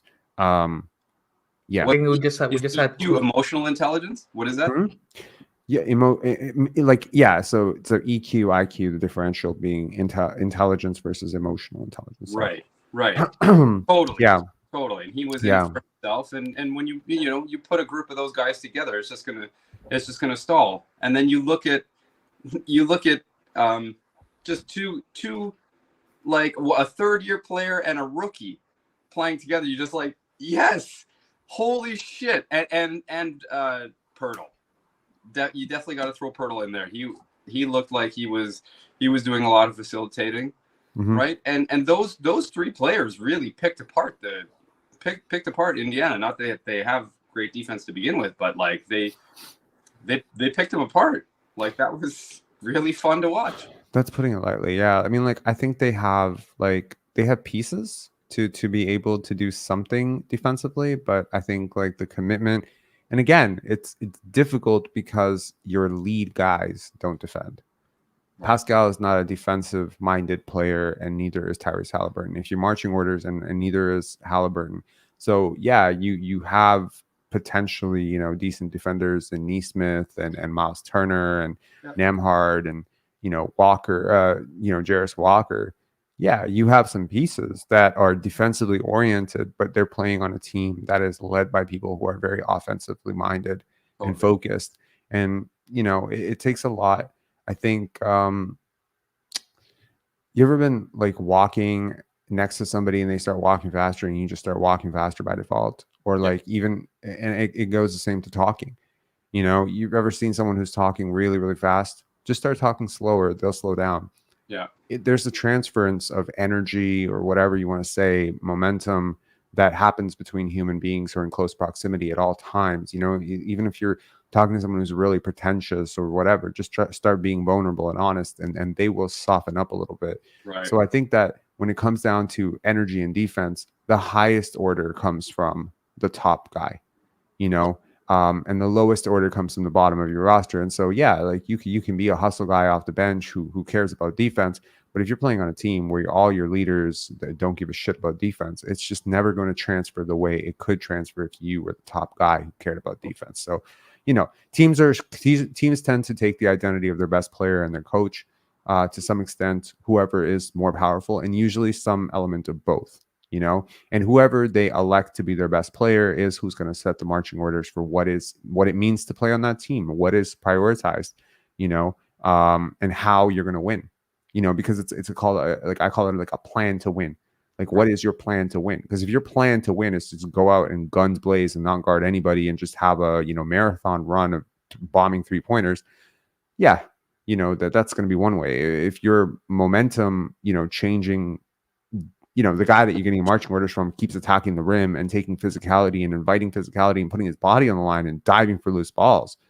Well, how are you, the 4th, 5th guy coming in, not going to do that? Of course you're going to do that. Of course. Nobody wants to stick out. So again, getting the marching orders from the top, it's so important that your top care about the right stuff and sharing the basketball, guarding, communicating, being selfless, taking smart shots. I was thinking in the first quarter. Now, I didn't know it was going to be this bad a game for Tyrese Halliburton. I naturally assumed at some point with Gary as his primary that he would eventually go off for like 25 or something, or have like a 12, 15 point quarter. And I just remember like watching Scotty pass and Tyrese pass. And I was like, it's closer than people think. Yeah. That pass that he made to Jakob Poeltl, the alley-oop, so good. Yeah. And it's most glaring to me because of how limited Immanuel Quickley is as a passer in the similar actions. where like he'll throw a similar pass and it'll be a turnover or it'll be at someone's feet, and they'll have to waste like 2 seconds trying to gather it. So the cleanliness of the passes, and so the best thing about watching this team win 3 games is that they're not even playing at their full potential yet. Ochai Abaji's still making mistakes. He's still adjusting. Kelly Olynyk is better than he's shown, in my opinion. Scotty and Emmanuel Quickley can be better for sure. I mean, we're seeing it day by day with Emmanuel Quickley. Like, he's just developing one element of his game and another element of his game. And, at first it was the paint finishing. It was the shot taking, team management. All that is getting better. Now it's, how dynamic can you be with the passes? How accurate and timely can you be? That's going to come not only from developing passing talent, but also developing chemistry and communication with your teammates and understanding where they want to get the ball, because it's not a natural skill set for him. So because it's an unnatural skill set for him, this is going to take a little time. And I hope the Raptor fans will be patient with him, because as much as some people like to hark on the Emmanuel Quickley is not a point guard, there's nothing to be lost by making him more of one. Even if that's never going to be naturally his most natural suited position, it doesn't matter, because him having that ability allows you to weather some of those non-Scotty minutes. And it's the same thing with Scotty Barnes. Him taking 8-9 threes and going 2 for 9, 1 for 9, whatever, that's never going to hurt you long term, because eventually you need him to be able to have a high volume 3-point shooting quarter. And again, and I love what Grady said in his post game, where he said, how blessed am I as a rookie to have a player like this. And I just remember thinking, like, I had a flashback when he said that. And I was like, oh, how much it would have meant to me to hear his teammates last year talk about him that way. Sure. Because it's always a blessing to play with a player like Scotty Barnes. Always. Totally. In a league which is obsessed with stats and obsessed with selfishness, to have a player who sacrifices so much for his teammates, who gives so much to his teammates, who will do anything for his teammates, who fights for his teammates, who competes to win, who does the right stuff every single game, who sets screens, puts his body on the line. Shit, anyone would be lucky to play with Scotty Barnes, and to have players now appreciate that, and appreciate him.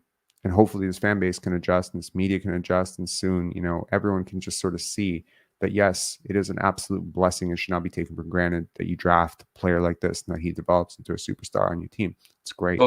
Those guys were too proud, and they just wanted to get paid. They were too proud to speak up and speak the truth. They just wanted to get paid, and it ended up nipping them in the bud. Do you remember? You probably don't remember this. There was a few years ago, back in 2019, when Kawhi was on the team, Pascal was asked like a number of times. You know how like reporters like, oh, what do you think about this guy's influence and blah blah blah, and he was asked about Kawhi a number of times. And sort of toward the end of the line of questioning about Kawhi to Pascal, he was starting to get kind of like ticked off that he was getting so many questions about Kawhi and how good he was, and he's like, yeah, I don't know how to tell you guys, like, he's nice, he's just like a good player, like bro, you should be fucking so happy that this guy's on your team, not getting irritated about it. Like, I think I found out everything that I needed to know about Pascal Siakam to some extent, and it's not to say like anything mean or anything about him, but the idea that he was happy that Kawhi chose to leave at all, that he said, he rubbed his hands together and said more shots. I know. Fred VanVleet said, more attention for us, whatever, more money for us, more press for us, whatever. The fact that they charted this post Kawhi. And I'm not saying that they should have gone home and cried into a pillow that their championship window had closed so abruptly after it had just opened. It showed me basically, who are you? Who are you? And, not to tie everything in my world back to Penance, but my mind is so Penance oriented that like it's hard not to talk about Penance in this conversation. Not as a plug, just randomly. It's just on my mind. It's so like present to me, like who you are as a person is transferred in every action that you do. There was an actress who reached out to us, and be honest, like I was really worried financially about Penance this year. It was very short notice. It was there was a lot of stuff that happened in the last month that was very, very financially concerning for me, and I was like, oh my god, like how are we gonna be able to afford this? and she offered to buy 4 VIP passes if I would take her at our Penance party and introduce her to producers and just, talk her up, Okay. And she common? called me and she'd offered this thing, and she's like, if we buy 4 passes, can you do this for us? And me specifically, and this her and this producer friend of hers. And then I expressed I had kind of confused. I was caught off guard by this because I thought she was just calling about something else. And then she said, what about 6? We have money. We can pay for this. And I was just sitting there. I'm like, this is not for sale. I am not for sale. My integrity is not for sale. Go fuck yourself. You the want last me thing you want to be dealing with on the night is fucking advertising for someone. You have so many things. I told her, I said, if Will Smith himself asked me this question, I would say no. Then who are you? This is an element of the soul thing. And I am not for sale. And Penance is not for sale. We're this is why we sometimes struggle, because we don't do the handshakey, the backroom dealing and the favor stuff. We just don't. There's no amount of money that a bad film could pay to get into Penance. There's no check that someone can write. Let's just say you made a stupid student short film that is just awful, and you just wrote in your cover letter, hey, if you accept this film, we'll pay you $10,000. We just really want the acceptance. I would reject your $10,000. There's no amount of money you could pay me. Not I want to say maybe $1 billion. Maybe I would just cave as a human being, maybe. But it's just I'm not for sale. And so that comes through in everything. Everything you do is an expression of who you are. Every action is an expression of who you are.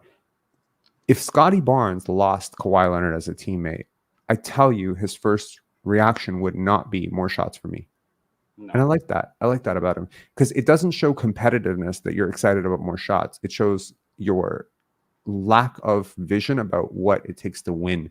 You will never be a better team without Kawhi Leonard. Your team got significantly worse the minute Kawhi left. Add salt to the wound, you got nothing back for him. The idea that you could even be remotely excited about that opportunity, and that was your first reaction. They didn't say hey, after 3 months of processing it, what do you think? It was what was your first reaction when you heard Kawhi left? More shots for me. If that's even remotely honest, I was done at that moment. I was like, this is not somebody it's just wrong. It's the wrong mentality. Can you imagine being happy that the second or third best player in the NBA, one of the 75 greatest players of all time in his prime, just left your team? I know, right? For nothing, and all you can think about is you got more shots. Fuck that noise. You mad. You will never win with a player like that. You will never win with a player like that defining your locker room. It's impossible. Yeah. No. So I think the strip down was much needed.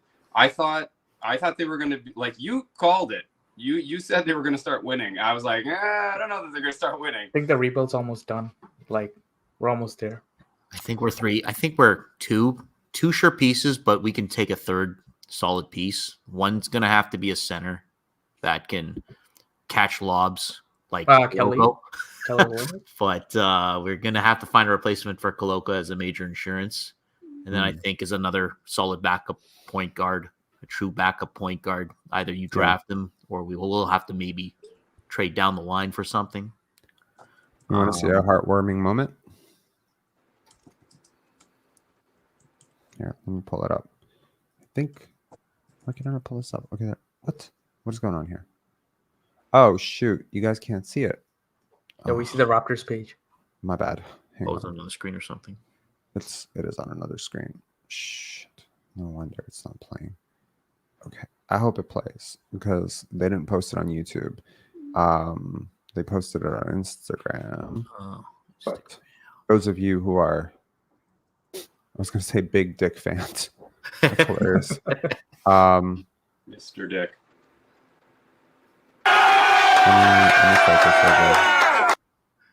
Man, it would be awesome if they had the pizza delivery man right at the locker room.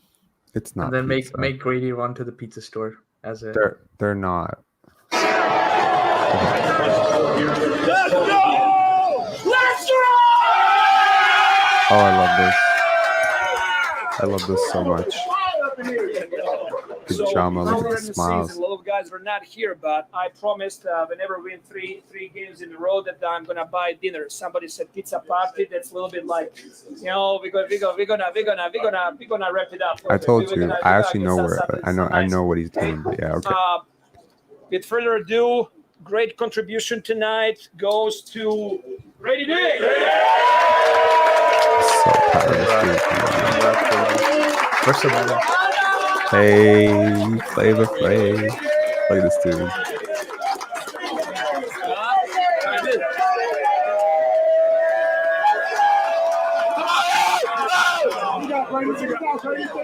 Family on three. 1, 2, 3. that's awesome. Chills. I'm getting chills watching that. Like chills. Like I'm so happy right now. Like, I don't know if I'm just like on Penance euphoria, but it's like, yo, like, did God give me the greatest gift of all time right now? Because since the turn of 2023, ironically, 23 is my lucky number. But the minute 23 ended, I literally got everything I wanted. Pascal gone, it's gone. Fred's gone. Grady, getting usage. Scotty being elevated. Scotty making all-star team. Everything is coming up. Like, it's great, and I am rooting so hard for this team because I want a we believe type of run for this team, like a we believe Warriors type of thing. Like I would love that, and like this team, like I'm actually weirdly proud of this team. Like I'm proud of this team. Like I would defend this team in a debate. I wouldn't defend last year's team in a debate. Like if I don't know if I was talking to a Laker fan and they're like, y'all team is fucking shit, I'd be like, tell me about it. It's fucking shit, but. I would today. I would go like, and it's the same thing with Darko. Like I have defended him pretty regularly all year, other than his Dennis usage, which thankfully Bobby took care of by shipping Dennis to Brooklyn. Rob, do you remember the I hope, quote? I hope he shipped him to a bad part of Brooklyn personally. Do you remember the quote? If you can't handle me at my 30th young, you don't deserve me. Yes, I do remember that. It was in a Twitter space. That was the greatest. I wish I remember who said it. They said, if you cannot handle me at my Thaddeus Young as my starting center, then you don't deserve me at my Scotty Barnes as an MVP. Nice. Interesting. Awesome quote. It's a great quote, and credit to whoever said it. I'm sorry I cannot remember your name. I definitely did not come up with it, but I thought it was brilliant. That's awesome. And look, like Darko Rajakovic has been talking all the right stuff.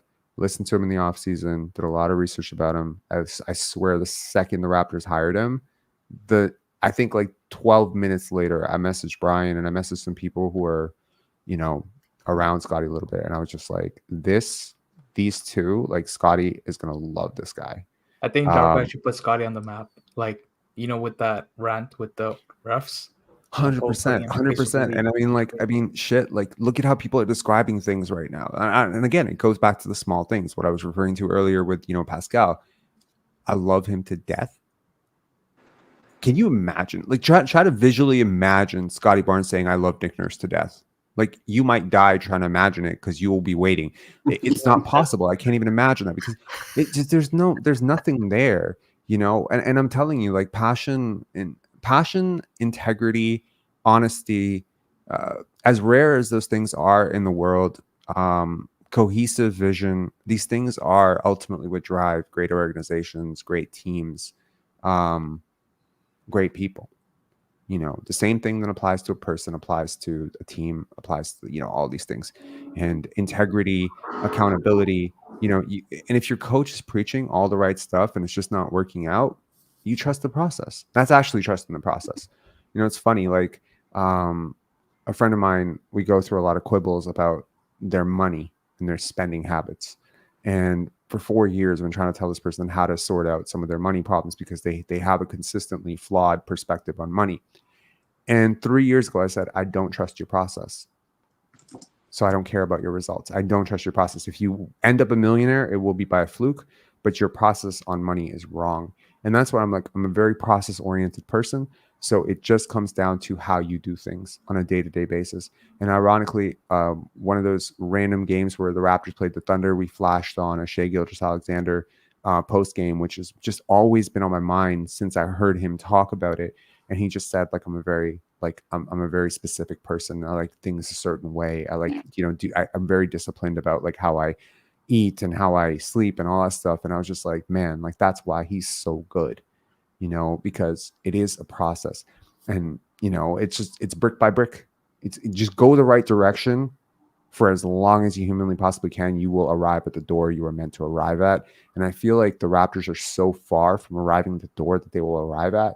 But I feel like this team, not to get too like carried away with the 3-game win streak, that has come against not, the Denver Nuggets or any great team. Yeah, we they beat Jack for a bit, so I'm hoping he's okay. I'm hoping we can sustain it. Yeah, I mean, they looked fine without him. I mean, when Scotty went to the bench, the Raptors, I think they went I on. thought they were going to bleed. They actually didn't. They didn't. They turned it around in the fourth quarter. They was neck and neck, and then Manuel Tyrese quickly was and coming RJ back Barrett did some great things. I think. Look, it's just you're seeing the reactions. You guys listened to me bitch about body language on this team literally all last year. If you were with us last year, you heard me like talking about just everything in terms of chemistry just being wrong. Right now, it feels somehow. I don't know if it was Georges St. Pierre. I don't know if it was Georges St. Pierre. Like, did he do it? It's getting rid of Dennis. That is half of the reason. I am sure. I feel that too. I feel it in my spirit. Like when I was not. I promise I'm not about to ask you your astrological sign and ask for your star numbers or whatever. But I felt like Dennis's presence as a very negative element in the Raptors locker room, and I felt like getting rid of him would be addition by subtraction. And on the day, I felt like, oh my God, what are you doing, waving Spencer Dinwiddie? And now I'm thinking to myself, if the plan was to make that trade for Abaji and Kelly Olynyk, well then where was Spencer Dinwiddie even going to play? And the fact that he wouldn't play, would that just result in another Dennis situation where a guy is just unhappy? Removing a lot less ball watching too. Like yes, there's a lot less ball watching. There's a lot less, just rolling again the ball, like killing our momentum. Oh my God! Watching him play for the Brooklyn Nets is it's like porn. It's like I'm just so happy. Like I'm watching this guy like literally like not in a Raptors uniform. He's playing for us by bringing them down because like Brooklyn's falling off a cliff right now. Look, I know some people might find this hard to believe, but there's a part of me that feels like I liked Dennis even less than I liked Fred. Like immediately when we got him and people started saying like, oh my God, he could be better than Fred. I became like immediately like reminiscent of like, I started defending Fred and be like, no, y'all crazy. Fred's better than him.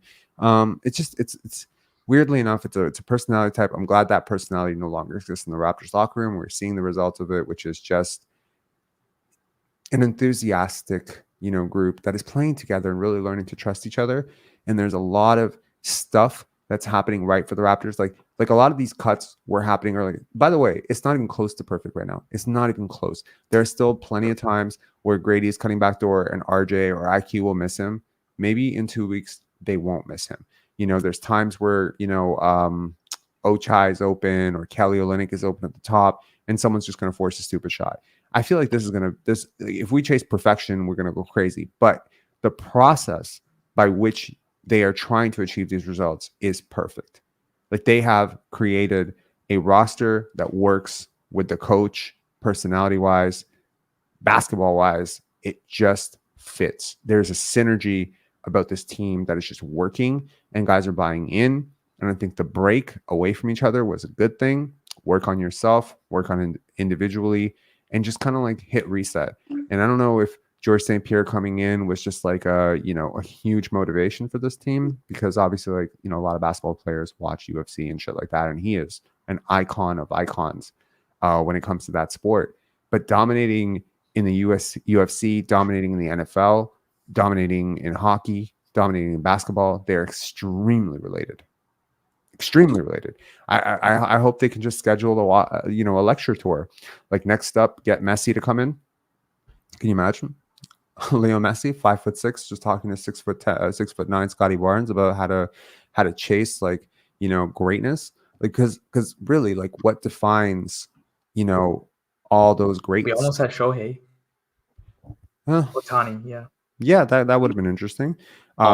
Allegedly, we almost had him, but I mean, like, like you get, like, I promise, you get any great athlete in the room, they'll start talking about their experiences of being great, how they chased it, how they pursued it, how they got there, and you'll find 98% similarity across the board in terms of their process, and the 2% will be sport specific. Yeah. So yeah, Wilson saying thank you, Nets. Hell yes. Thank you to the to the Brooklyn Nets. And Jet saying, hey Rob, great meeting you over the weekend. What is Successful Festival? Let's do a pizza party for you. That's hilarious. That's nice. We should do a Pensari related pizza party. That's a good idea. A Penance, or like, you mean Penance is over, unfortunately. That would be really interesting. Yeah, I'll tell you what. Extend it to 6, and then we have it. Yeah, let's do it. Let's do it 7. 7 in honor of our fallen, Italian hero Andrea Bargnani and the other number 7, Kyle Lowry. So the GROAT, Kyle Lowry, number 7. So if the Raptors win 7 in a row, yeah, we'll do a pizza, or we'll do a Pensari basketball pizza party, and I'll pay. Nice. How's that? Okay. No, get it. We can get it partially crowdfunded. Crowdfunded? I mean, I would pitch it. Yeah, by your super chats. Super chats. No. I'll pay for it. Don't worry. Yeah, 7, and I'll pay for it. I really hope, like, nobody who really hates me comes, but, like, maybe, whatever. We'll set it up. We'll do it. I think if we clinch a play-in, it's actually very warranted, because I think 2 months ago, Rob, like, pardon?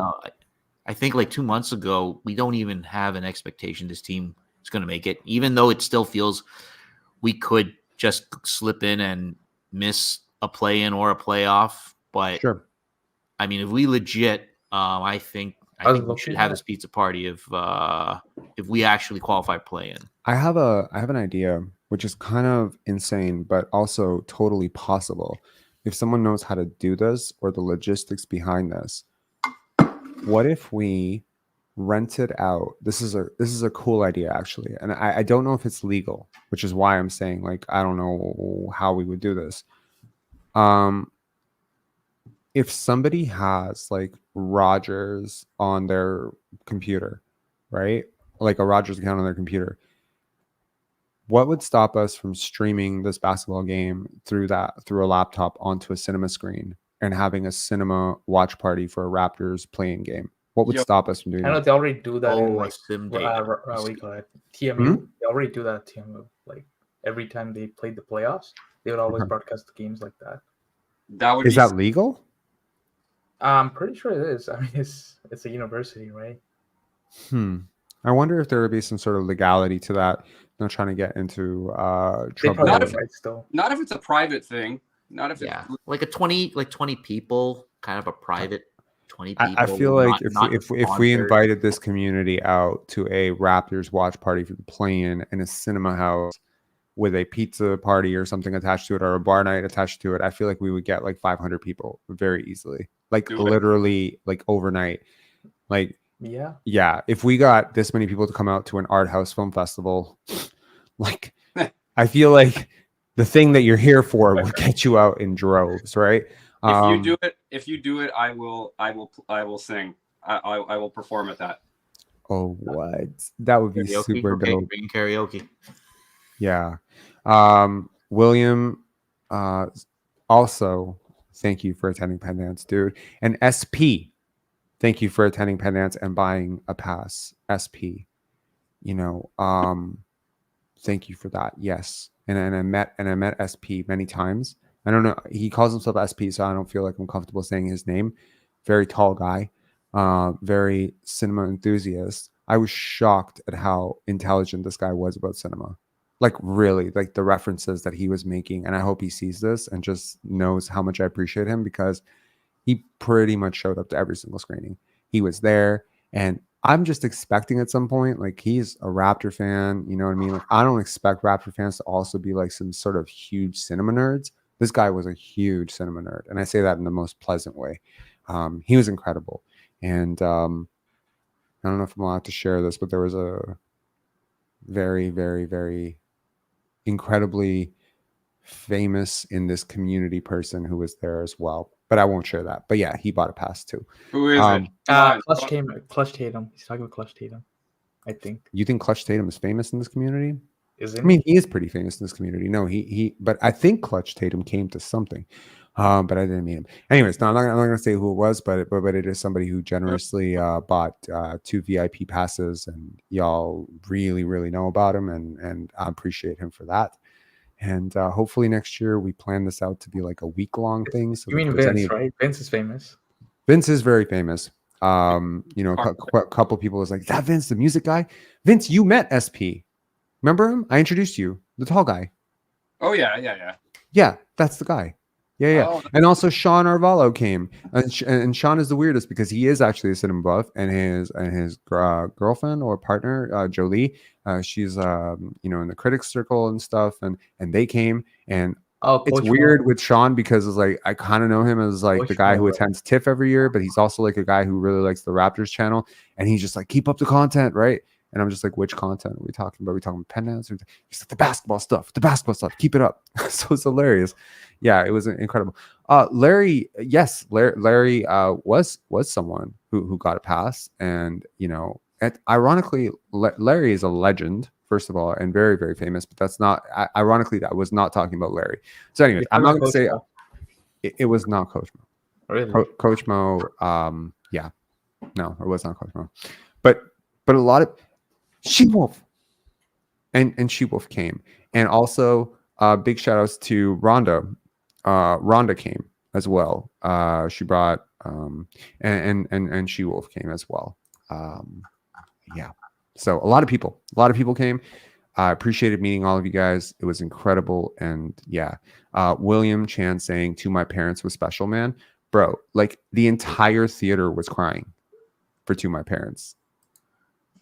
Floored. I'm just like, I walked down like the side just to see people's eyes, and because the light shines when your eyes are teary, like I think I counted like 50 people to 60 people crying.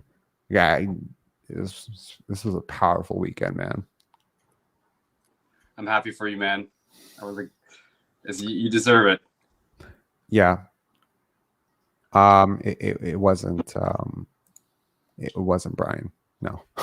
Y'all can keep guessing. You're not going to guess. Anyways. Yeah. Anyways. Any final thoughts, guys?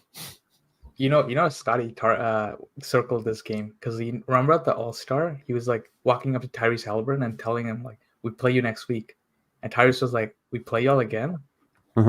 He was definitely like circling this game because like he was talking to him about it a week ago. Yeah, I mean, I like what RJ Barrett said. Like, this was personal. Like, they beat us, you know. And again, like last time they beat you, they didn't have Miles Turner, and you did have Jakob Poeltl. So you were healthy, they were not, and they beat you. So and was the last game? It was in Toronto, right? Yeah, and they beat you on your home court, like without their starting center, and I believe they were missing somebody else as well that game. I think they were missing Ben Mathurin, if I recall correctly. They were. So, They were missing Ben Math. Yeah, so I mean that's two very, very important guys for them tonight, and just the idea, like the Raptors shot like 10% better from three than the Pacers, which is wild to me, you know, tonight. They really shut down Tyrese because like if he's not going, the whole team just shuts down. Yeah, because he's like the heart of the team, I think. You know, I also wanted to bring this up.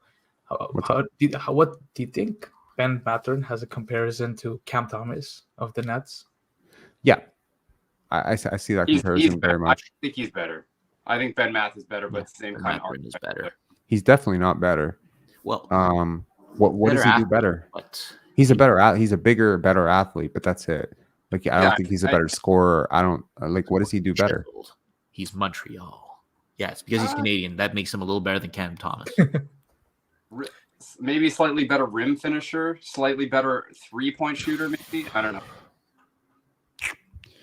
know. I think it's like he's just. I think he's just a little bit better.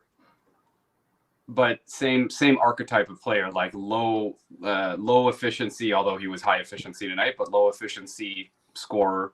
You know, a guy who will put up 25 points on 23 shots. That kind of thing. Yeah, I think it's fair to say that neither is a perfect, first option, and kind of a flawed second option, and kind of a useless third option kind of thing. Like if you're not running your offense through them, they're not really sure like what you're doing. But like, I don't know. It's been a pretty interesting 2-3 weeks for Ben Mathurin. Obviously, like the Rising Stars game, like he kind of goes off, and people are actually going after him now that he's on he's on the map. I think. I liked RJ going at him today. That was awesome. Great Canadian crime. But also just like, okay, you're popping off. I'm gonna bully you. Like I'm gonna make you work. That was wicked. Yeah, I agree. Right. No, it is good, and it's like one of the things that I realized about like the NBA today versus the NBA I grew up watching was, I really don't like some of this mushy lack of competitive like friendship shit, like where you're seeing guys like laughing between timeouts with each other and stuff like that. Like I personally like a little bit of animosity, a little bit of, beef, like a little bit of, kick ass, like intensity to like, I want to embarrass my opponent like that. I don't think that's a lack of sportsmanship. I feel like it's a lack of sportsmanship if you trip or, underhandedly, like hit someone in the groin or shit like that. Like, I think that's cheap. And I don't think that has any place in the game. But wanting to annihilate your opponent, embarrass your opponent, that's just competitive shit, and I think that's missing in certain things and rivalries, like having that game circled. And it's like, yeah, it's I think it's partially because we have completely eradicated or just eliminated the role player tough guy from the NBA. Like the Charles Oakleys and Dennis Rodmans of the world just don't exist in today's NBA to some extent, and if they do, they certainly do not play 32 minutes a night. And I feel like those guys are sometimes the ones who started a lot of that beef, and initiated a lot of that beef. Like if you think about like the Raptors, like most heated moments between 2013 and 2019, it was almost all of them involved guys like James Johnson or PJ Tucker or Serge Ibaka. You know what I mean? Yeah. Like to a way lesser degree, DeMar DeRozan. But like, yeah, like where is that competitive fire? Like I don't know. Go ahead. Sorry, I think it's just there's just a lack of rivalries because everyone's like young and upcoming. All the stars, like the people they play together in AAU and they play together Team USA. I get all of that, but like okay, like let me give you an example. Like the Raptors had a bit of a fast break towards the end of the game, and Emmanuel quickly just ran out the clock in the corner as Scotty was streaking down. He could have thrown him an alley-oop and had the entire crowd boo him. It was a relatively close game. Yeah, I think it's not a blowout. I mean, it's the respectful thing to do is to do what Emmanuel quickly did. But I think the more badass and kick-ass thing to do would have been to throw Scotty an alley-oop and have the entire crowd just boo your ass. That would have made this moment a lot sweeter for me. Personally, I would have preferred that. I think it's just a lot of teams haven't met each other in the playoffs, so there's no rivalries blossoming in the regular season. That's why they don't have it. Yeah. There's one thing I did notice because I watched most of this game on the Indiana broadcast. Mm-hmm. These commentators aren't horrible, but I think when Jakob had that little ankle sprain, I need to see if anybody's gotten a replay of that time span with that commentary. And I was wondering if the Indiana color commentator said that, "Oh, I hope Jakob sprained that ankle."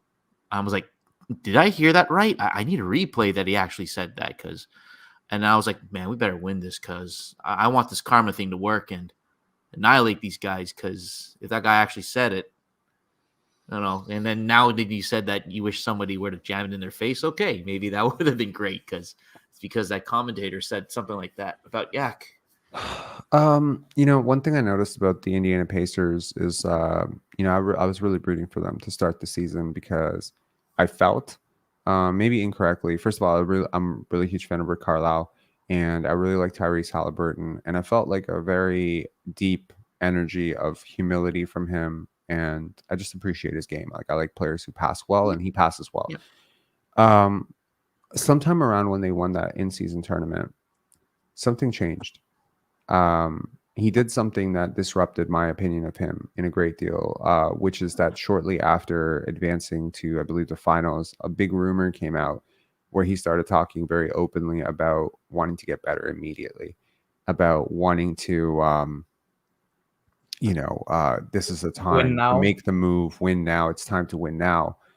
And it got me thinking in that moment that I didn't respect that at all. Your teammates, you just basically threw them out. Like that, you're doing something really brilliant together, and you basically threw them to the woodshed and said, that you need an upgrade on these guys. It was very LeBron-esque type of energy. LeBron has earned the right to do that to some extent, even if I don't agree with it when he does. But I don't think that that's good. And it shifted my perspective on Tyrese Halliburton and how I felt about the Indiana Pacers. And now, of course, with them trading, Buddy Hield and Bruce Brown and whatever, and getting back Pascal Siakam, and I just have a completely different vibe towards that team. But they have had a different vibe since winning that in-season tournament. They seem cocky. They seem very full of it, arrogant, and I just don't think that they're as good as they think they are. I don't think Tyrese is as good as he thinks he is. Flawed. They're going to be a first-round elimination when they. How do you feel about him podcasting so much now?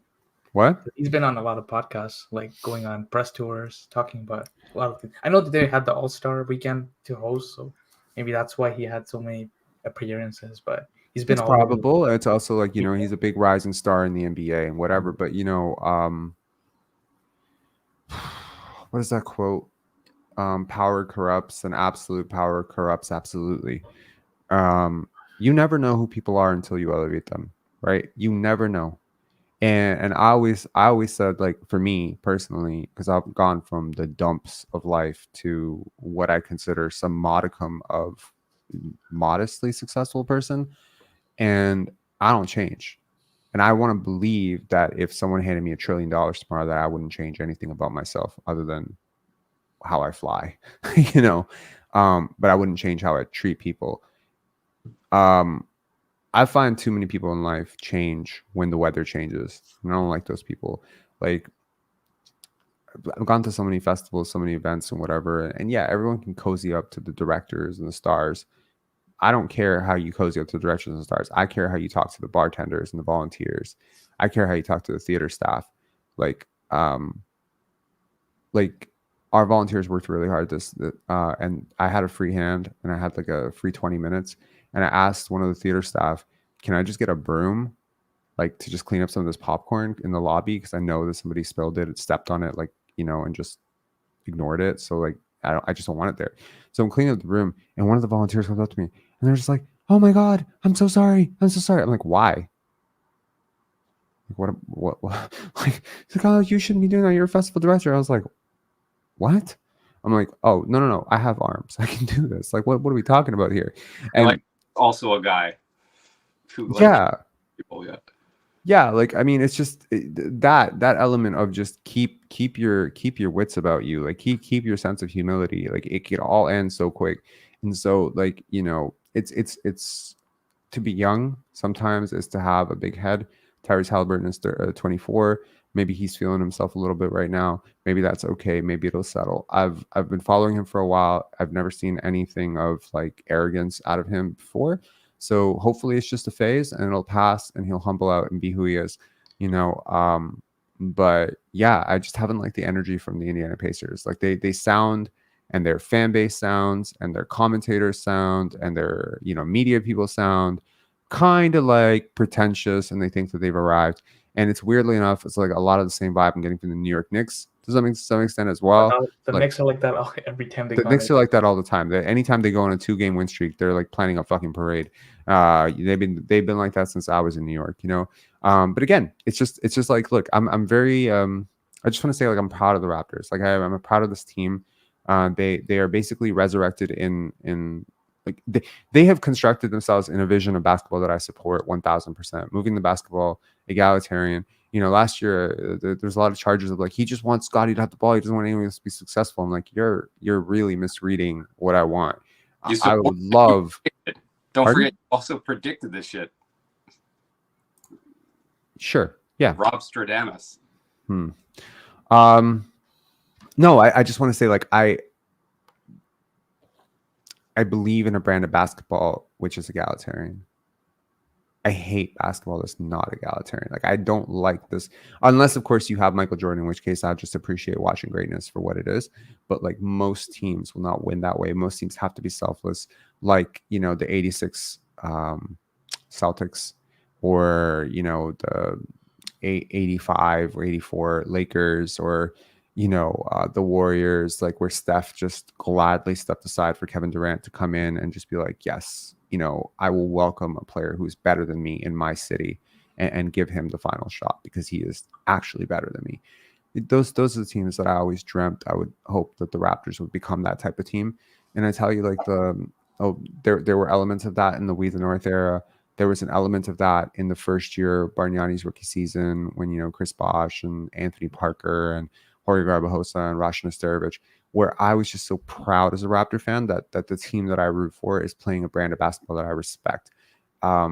Last year, the year before, I was not a proud Raptor fan. And I'm so proud to be a Raptor fan right now because I trust the coach, I trust the star, and I trust the roster to figure it out. So I'm just happy. I'm a very happy person right now. Amen. So, amen. Yeah. Okay, guys. Thank you so much for calling in. Appreciate it. Oh, man. Thanks. Have a good night. Have a good night. Yeah. Cheers. Right. Yeah, you doing the Grady Dick thing? That's nice. That's nice. It. Yeah, it's nice. Peace. See you guys. Okay, we'll bring on Lane. Lane, I have exactly 5 minutes. I'm so sorry. I know you've been waiting. What's going on, man? What'd you think of the game? Yeah, no worries. I thought it was awesome. I just wanted to real quick before I forget about it. I was listening to the Indiana Pacers broadcast too. They did say that they hope that Jakob Poeltl sprained his ankle. I was kind of taken aback when they said that. That's fucked up. It's very messed up. I've always thought that they're piss poor announcers anyway. Since I'm in the Midwest, I kind of hear them. I hear the. I've never heard them before. I've never listened to one of their broadcasts, so I don't know who is it. I don't even know their names. To be honest with you, they're just so bad. They're so annoying. I know a lot of Canadian or just Canadian people and Raptors fans in general like the shit on Matt and Jack. I love their energy compared to a lot of other NBA broadcasters. It's not overly annoying. I like them tonight. I like them a lot tonight. I liked what I listened to in the highlights tonight. I wish I would have got I wish I would have got to listen to them over what the hell I listened to. I don't like Al. The person is Chris Denari. This is who it is. Yeah, it wasn't the play-by-play guy. It was the color commentator. But the play-by-play guy, I feel like almost should have put him in check. But yeah, it was messed up because it's like, well, that's good. That'll open up the paint for the Pacers. Like we don't have another 7-footer sitting on the bench. Granted, not as defensively talented as Jakob Poeltl, but they still didn't do much inside the paint even after he went out. It's very strange. Would you know the person if I just shared the screen and showed you like who these people are? Like you could probably like map the face to the face to the thing. So which one of these people was it? Middle dude. It was the Tim Buckner? Yeah. You're sure? Yes. Oh, okay. Yeah, it was him. And then it was the play-by-play guy. It was an older white dude. I think it might be the guy on the bottom. They have a 4-person broadcasting. That's cool. Mark Boyle. One of the worst broadcasting crews I've ever heard. You know who's quickly becoming one of my favorite Raptors analysts? Kia Nurse. I love Kia Nurse. She's great.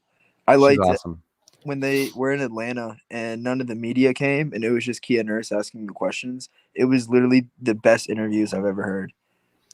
Yeah, I actually was at a game a few weeks ago and I saw her. She walked past, and I don't usually get starstruck by people, but I was a little bit starstruck. She's such an awesome basketball player, and I respect her analysis so much, and her candor. Yeah, I wonder what are there any.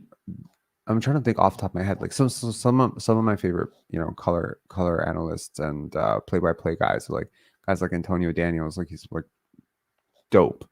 Are there any teams that have women doing this? The Sixers do, and she's annoying. Like not because she's a woman, but she's just genuinely annoying to listen to. And the Milwaukee Bucks do, and I actually really enjoy what the Milwaukee Bucks lady adds to the game. She actually adds something to it. The Sixers one just screams into the mic and yells Tyrese Maxey over and over and over again, and it gets ingrained in my head, and then I have a headache. I mean, it's kind of like the Hornets guy. Hornets guy gives me a headache too. The Heat announcer gives me a headache. Kaboom gives me a headache. I don't understand why, but it does. I don't like it.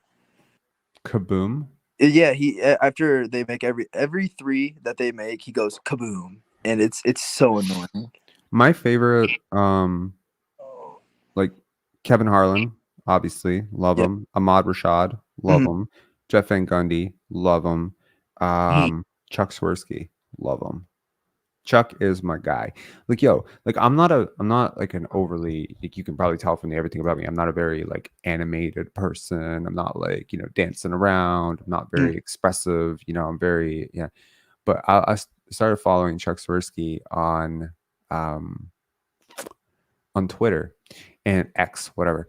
And it's so interesting to see like him post about other stuff like across his life. His general attitude towards things, and you're just like, man, when I was growing up, I thought this guy was probably a really great dude. I met him one time. I've talked to him a couple of times. Actually, that impression stuck, for me when I was a teenager, just meeting him and just shaking his hand. Like, I've met Jack Armstrong a couple times, Leo Routins a couple times, whatever, all these guys. But I tell you, with Chuck, it was always different. And you always felt like, the Swirsky checks in, and like there was just like a sort of like life-affirming positivity about him, which was very, very refreshing. And it's so beautiful to see that has carried through to the Chicago Bulls, towards radio, whatever. And he's so incredible. I know he wants to be in Chicago. I just wish there was just a one game. God damn it, give me one game with Chuck Swirsky, calling a Scotty Barnes game, and I would be a very, very happy person. Yeah, I love him. So just like, I think you just need good people calling games, like, and I'm happy. I love energy. I don't think that basketball. I feel like the Pacers announcers kind of treat it like golf sometimes, the way that they talk about it. I don't think basketball should be talked about like golf. Sure. No, big football guy. And this announcer has kind of gotten into basketball here recently. Gus Johnson. Gus Johnson is hands down the best announcer in all of sports. People in the comments might know what I'm talking about. If you're interested, you should look him up. Some of his calls, they are so damn electric, and he stays locked in during the game the whole time. And he's a huge fan. He's from the state of Michigan, so every team he likes, I don't like. But when he calls my team's games, he's not biased. He's very unbiased kind of guy. Gus Johnson's the best. I'll look out for him. Yeah. Yeah, see, John Wheaton, Gus is great. Gus is freaking great. Death 4K saying Ray Hudson is really good as well. I don't know who that is. Yeah. RKER TV saying Swirsky, real stand-up man. He answered many of my emails. We had sort of an online relationship long before online relationships. He is awesome. So much respect to him. Yeah, he is he just gets it. Swirsky gets it. Like I mean, he's incredibly entertaining to listen to, because he's so infectiously enthusiastic about it. You know what I mean? He was like, before. It was reminding me something of my uncle. My uncle passed away a few years ago, and it was very, very difficult because we didn't have much of a relationship when he passed away, family dynamics and shit like that. But he was a really instrumental part of my life. And again, I'm not a very enthusiastic person.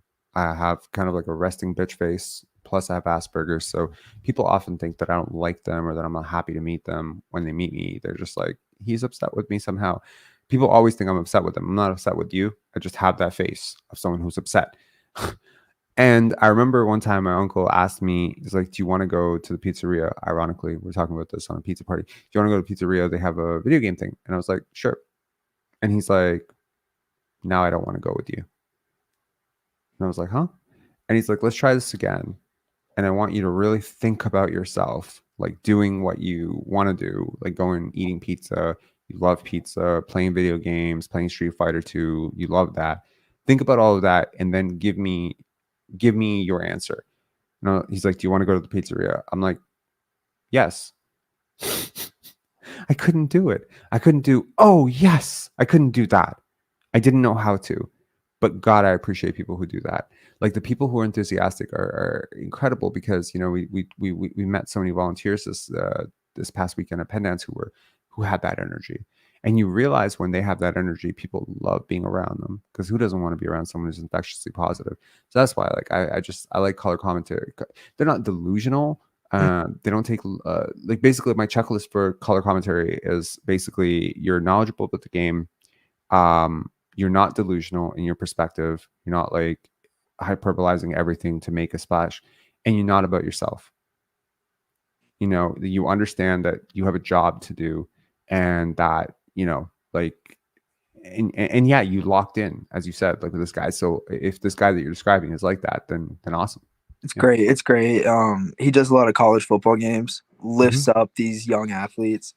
Like there's a running back from Michigan nicknamed Blake the Great, wide receiver for Ohio State, nicknamed Maserati Marv. You know, just great dude all around. He goes around the campuses, talks to a bunch of college kids, you know, gives free events. Whoever wants to show up, he'll give them like a pep talk on life, where he came from, how he is, where he is now, kind of thing. Just all around great dude. My cousin works in sports media up in Cleveland.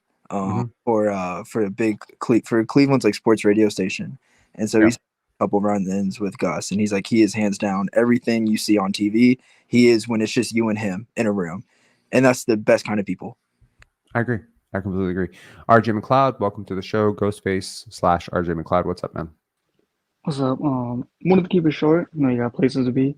I don't have places to be. I have media to reach out to because a lot of media actually did reach out. We often struggle getting Penance covered in major news media across Canada because, I don't know, maybe they don't like us because we wrote them a lot of emails in our first year, very enthusiastically pounding our chest saying we were the best film festival in the world. And I guess they just thought we were fucking crazy. I told them we were going to do it. It's funny. Like they just don't take you seriously when you talk like that, you know, because they're used to talking in a certain mannerism and you're very enthusiastic. And, you know, it's ironic we're talking about enthusiasm because like people were telling us like all weekend, they're just like, your enthusiasm for this thing. And the highest regard compliment that I got personally was, I think Penance is the future of film festivals. And this is like a quote that is tattooed on my brain because I've never heard. And this is an incredible filmmaker who's been to a lot of film festivals and a lot of great film festivals. And him just saying like, this is the best experience I've ever had. This is like the future of film festivals, like what you're doing, the integrity and the honesty. And you know, someone said to me, like, I can tell that when the door closes, you don't turn into a different person. And I was just like, man, that is, if you ever want to make it into someone's heart, give them a compliment for something that they actually value. You know what I mean? Don't be like, oh, you're very tall. You know, maybe they don't value that, right? So anyways, it's been really cool. So I just need to get a lot of media pressers. And then one mistake that I always make is every year Penance ends, I crash. And then all of those photos and videos that people are waiting for, they get shipped out like 2 weeks later when they no longer care. So we need to get those out tomorrow morning. Also, and also my dog went through a very, very difficult day where he couldn't walk all day, and I really need to tend to him too. So those are the three things that are on my mind right now in terms of the next 8 hours. We'll figure them all out over the 8 hours. But yes, I don't have places to be. I have three very pressing things that have to be done. But yes. Congrats on Penance and prayers up for your dog. That all sorted out. I just wanted to say, might be early, but I think Ochai is our OG replacement. Hands down, I think he's a 3-and-D. We're going to build around for the future next to Scotty. Interesting. What do you think about a starting lineup potentially? Again, I would like to see this lineup play some minutes. I don't think this is a starting lineup, but like, what would you say about a lineup of Emmanuel Quickly, Ochai Agbaji, Grady Dick, Scotty Barnes, and RJ Barrett. So Grady at the 2. With Scotty playing like the 5, RJ playing the 4, Grady playing the 3, Ochai playing the 2, Emmanuel Quickly playing the 1, kind of like that. Like, I feel like that lineup has weird death lineup potential down the line. They could get out and run in transition. This is exactly it. They can run. Scotty just blocked 5 shots, so obviously you got some rim protection there. If they can just guard, if they can guard, and if Emmanuel Quickly can start guarding like a little bit better, because he's a capable defender, and RJ has been part of good defenses, and Ochai can be a beast, and Grady is a good system team guy. I'm not saying this team is going to be like great defensively, but they could be crazy offensively. That could be interesting. I think the defense will be solid. It's just the rebounding that concerns me. But if we get that peg down, I'd try it. Yeah. Yeah, because you get like 3 incredible shooters. Yeah. In that lineup. But I think it's maybe a stretch to call Ochai a great shooter. But I think any lineup with Grady and Emmanuel Quickly can compensate for a bad shooter. So yeah. Yeah, I agree. Yeah. Kind of feels like a glass cannon to me though at the same time, because it could really boom or it could also really bust. Yeah. Yeah. But yeah, I mean, shoot, why not try it at this point? You're hot right now. Everything feels good. This is the time to try things. See if it sticks. I agree. What do you think realistically the chances are? This is my last question because I know you got to go. And this is what I was waiting so long for. What do you realistically think our chances are on making the play-in? Good. You've never seen me give a one-word answer, so you're like, I did not just wait for like a one-word fucking answer, Rob. No, I think they're good. I don't necessarily fear the teams ahead of us. I like their momentum. They don't have a crazy hard schedule. Like, it's hard. It gets harder. There's a lot of games, I think, in the next 8 games where you're playing against teams above 500. Yeah. I think it'll be health dependent. Yeah. Also, it's worth noting that once you start winning, teams start playing you a little bit differently as well. There isn't a lot of scouting data on the way the Raptors are playing right now, because as much as in theory they've been trying to play this way all year, they haven't been. And so as film goes out on, how some of these actions are, working on the court and stuff, people are going to have different responses. And certainly I'm not going to make a case that the Raptors are one of the top 13 most talented teams in the NBA or top 14 most talented teams in the NBA, but they could synergize and bottle some energy and maybe just do to other teams what other teams have done to them, which is just beat them through effort and compete and chemistry. Yeah. Because there were a lot of games last year that the Toronto Raptors simply beat themselves. And so maybe, there's a part of wishful thinking of, like a lot of people are counting, Trae Young's out, that means the Hawks are going to be terrible. I think there's a completely realistic world in which they're better without Trae Young. I'd agree. And again, it's not only just a one side. That's nothing against Trae Young. It's about the Hawks roster and how it works. I think there's a completely realistic world in which the Hawks go on a 6-7 game win streak, and now you're just like, what do we do? So it could be that, but when I say good, I mean, like, I feel like they could get like to 38 to 39 wins. And that should be like a really, that sounds crazy right now, because let me just look at the schedule. Let me look at the standings here. Oh, the next 8 are hard, and then like the last 6 are really hard. Yeah. So basically, like, you just gotta eat your vitamins right now, right? So like, I mean, hang on, let's pull this up for a sec. Okay. You would hope, though, because I think we played Minnesota the last week of the season and then Miami twice. You would hope you would catch resting, sleeping. Yeah. Yeah, but that's, as I said, like, like, okay, so no, when you say uncatchable,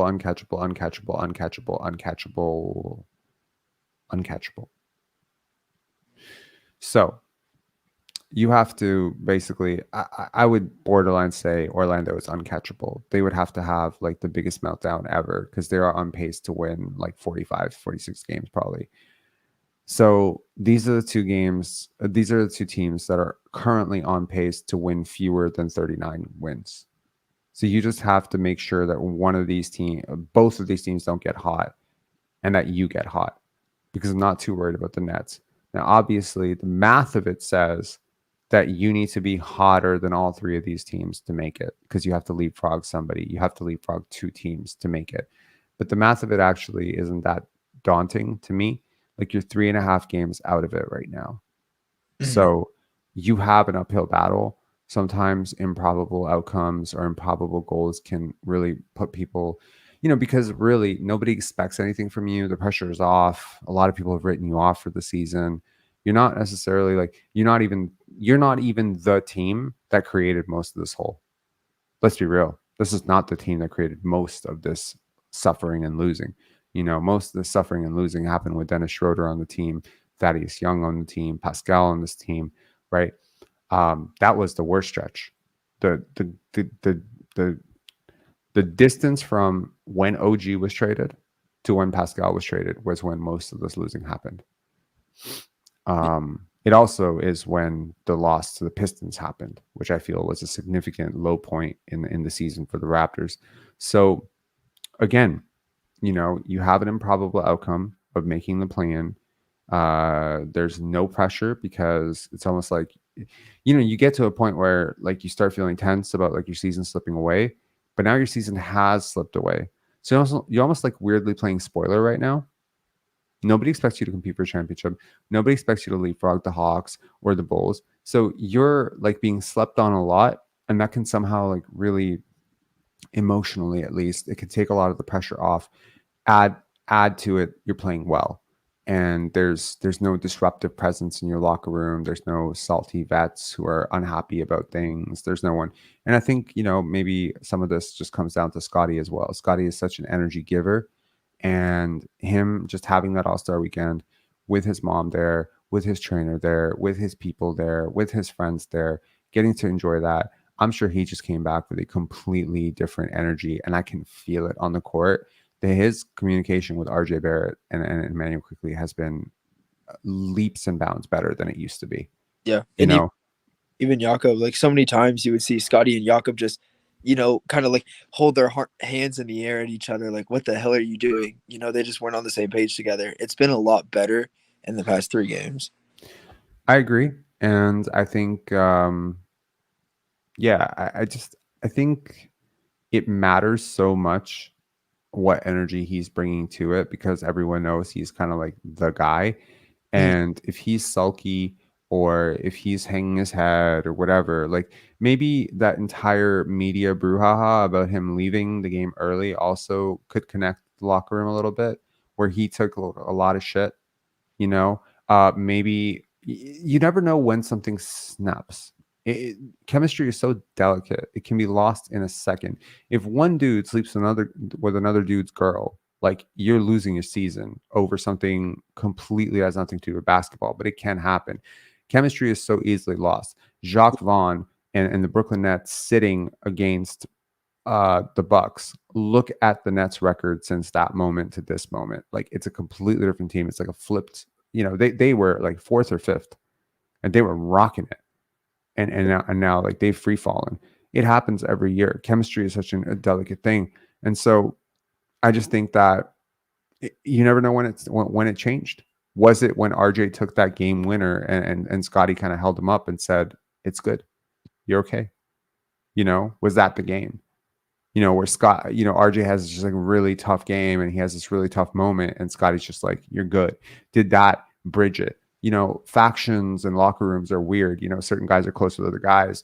There's always cliques in locker rooms. There's always 3 guys who are closer to each other than they are to the rest of the team. There's always 2-3 guys. I'm noticing a lot of great body language after noticing a lot of terrible body language. I'll tell you one thing I noticed. Anytime someone falls, Garrett Temple is like one of the first people that helps him up off the bench. He'll come to the sideline to help him up, to give him a tap. Like, you've just, and again, like we all have our suspicions about like what kind of a leader, what kind of a presence in the locker room Dennis Schroeder was. We got rid of so many guys. You don't even know who was the problem at this point. All you know is that right now, for the last 4 or 5 games, I've felt like way better. I felt like something has shifted with this team. It's great. Yeah. So you've just kept bringing good pieces and good people. And I just want to say that Masai Ujiri said there will be no selfishness, and I'm not seeing any right now. Yeah, and I think the fan base, if you just get on social media and look, like they've completely flipped on Darko since Dennis has been gone too. You took away his blankie, and now he's coaching. He's actually a pretty freaking solid coach when he doesn't have a safety blanket there to fall back on. What sucks though is like someone said on Twitter today, in your comment section, that the soul of Dennis Schroeder is still haunting us in the body of Bruce Brown, which is very true. I don't think so. I feel like as poorly as Bruce Brown is playing, I have never, ever thought of Bruce Brown as a selfish player. No, I selfish. I just mean like the screw ups often. Like the very often derpy looking screw ups. Like tonight he had a fast break and he had an opportunity to pass the ball up. Instead, he got to the rim, then passed it, turned it over, goes down on the other end of the court. He's on defense. Dude from Indiana, I forget who, throws up a brick. He doesn't box out, lets the dude get the rebound over his head, and then puts it up and fouls him. And then Darko promptly calls a timeout and yells at him. That was funny. That was something, but he never did that to Dennis when Dennis did boneheaded things. Yep. Certain, I don't think, I hope nobody is claiming that Darko is a perfect coach. I think every coach has their blind spots. I can only imagine, if I was, I don't know, just try to put myself in someone's shoes sometimes. Just empathy is important. Like I try to imagine if I was coaching the Raptors, could I yell at Scotty Barnes, like, given how much I admire him? Like, could I just yell at him and be like, you're fucking up, man? Like I think I would tell him the truth, but like it might be harder to do that than it would be to yell at Bruce Brown, Yeah. So if Dennis and Darko go back, and again, like you have no idea what the relationship's like or who helped who do what, whatever. These relationships go so beyond basketball. Yeah. Hold on, what? Scotty Goons really gave that Pacer post over a 1K comments. It's actually kind of funny. What is he talking about? Oh gosh. On Twitter there's a faction called Scotty's Goons, and every time someone says negative about him, they just attack him. It's hilarious. I love it. Yeah, there's like a legion, like Barnes Muse is like the commander, and like someone will be like, he's never beating the allegations. The next thing you know, there's like 1,000 Scotty fans in the comments, and then their post gets deleted or they get taken off Twitter. I love it. Or to make the account private. Yeah. What Pacers post though? Their main page, I guess. I guess they posted the final score, and after the last game, Pacers fans were talking heavy shit about Scotty, and that was like a week and a half ago, so it's fresh on everyone's brain. Why were they talking shit about Scotty? Exactly, because they can. And what? Because they can. There's no good reason. An opinion's like an asshole. Everyone has one. But what are they saying about Scotty Barnes? I don't get it. He's the main thing. Allegations. That Siakam's better? Yeah, that was the main thing. Better. Scotty's never beating the allegations. Imagine boating your team around an autistic clown, all this shit. And so then obviously Twitter remembered, and then so today they went ahead and I guess did Scotty have a bad game against Indiana? I'm sorry, I'm so Penance focused right now. I can't even remember, but I do remember something like this happening. What did he do something during that game that was like, oh, no wonder? It was something. I do remember this. I'm sorry, my brain is again so Penance focused that I was like, when I was setting up to do this live, actually even when I was watching the game, I was watching basketball. I almost felt like I was watching basketball for the first time. You have no idea like how immersed my brain has been in Penance for like the last week. It's been insanity. So I'm just like, what are the rules of this game? Oh, right. I'm a podcaster. I covered this game. Let me Wikipedia this. What's a travel? What's 3 seconds? Like what's, oh my God. Like it was so crazy. So right now I'm like, I feel like it was a million years ago. when Scotty, when the Raptors played Indiana. But I do vaguely remember that there was some sort of controversy that came out of that game. Was it because Scotty did something though? That's what I'm asking. Like, did he do something specific? Did he clap it a certain way, or like what created the post? It was like, oh, he's never going to beat the allegations. I think it's because he got fouled, and instead of getting back on defense, he just sat there and like put his arms up and stared at the ref. Well, he let the Pacers go back in transition, and that went viral on a bunch of Pacers fan pages because they're Okay. I don't know, they're very fragile. I find Pacers Oh, yeah. egos, they are very, very fragile, and I expect that from the Lakers. I expect that from the Knicks. I expect that from the Heat. Big markets. I don't expect that from freaking Indiana. They're a big basketball market. They are a huge market, but they're a very fragile fan base. I expect them to be very Yeah. blue collar, very hardworking, very honest, very knowledgeable, and they're not. It's a bunch of fragile. Not at all. Well, I'll say this to anyone who watches this, watches this. I doubt you've watched 2 hours and 23 minutes of it, regardless. But I will say this: if Scotty Barnes were autistic, and I say this as someone who is, who has Asperger's and is on the spectrum, but if he is that, then what the fuck does that say about you? That he's done this much with that. What does that say about you? All these fucking clowns and idiots, laughing and stuff on Twitter because he runs funny one day or he says something funny or he's just an expressive person. He's expressing his identity, and you got an entire world of idiots on Twitter saying, don't do that. Picking at it. I'm sure he doesn't give a shit personally, but it's weird to see. But I guess I feel it for every time he's called out for this. I personally feel for people who actually are. Every time. I always do, because as young people growing up, we see the world through what is desirable and undesirable. And so, if you're a poor kid, or you're a particular ethnic minority and you see someone being, chastised for that, or if you have autism and you see someone being bullied for having autism, in a weird way, you're being bullied too, because you're being told that something that affects you is bad. It's not good. And I've spent a lot of the last 15 years of my life trying to raise awareness that being different is not a bad thing. So, yeah. It's sad. I think it's projection largely, though. You're watching a 22-year-old super envy athlete millionaire, have fun, accomplish his dreams, sure. And I think there's a lot of envy behind it because he does have a lot of fun with his game. I've seen kids, I've coached kids just like Scotty, like how they act, everything like Scotty, like they wear their freaking heart on their sleeve. Sometimes you need to kick them in the ass to get them going, but once you do, they're gonna get going, and act exactly like him. And there's people in the crowds on other teams that would just like say some dumb ass shit for no reason, because it's like you can't express yourself like them. You're just jealous.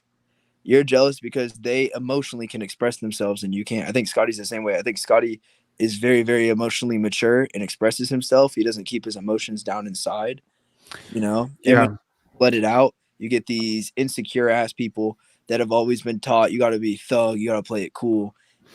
Yeah, here's the thing. So there was a clip and it was right the All-Star game, right? And it was after the All-Star game. I really wanted to make a reel about it, but I just forgot. And it sucks because that reel that I wanted to make probably would have gotten like 1 million views. And it was just Scotty talking about his mom. And he was talking about his mom, and he just said, we're good people. That's just who we are. Basically, he said that. An implication was, we're just happy. My mom is there. She's like that too. That's just who we are. No cap. That is exactly who they are. They are great people. They are generous. They are loving people. They are compassionate people. He comes from great people. Everyone around him, everyone who raised him is a great person. And one of the things that makes them great is they're honest.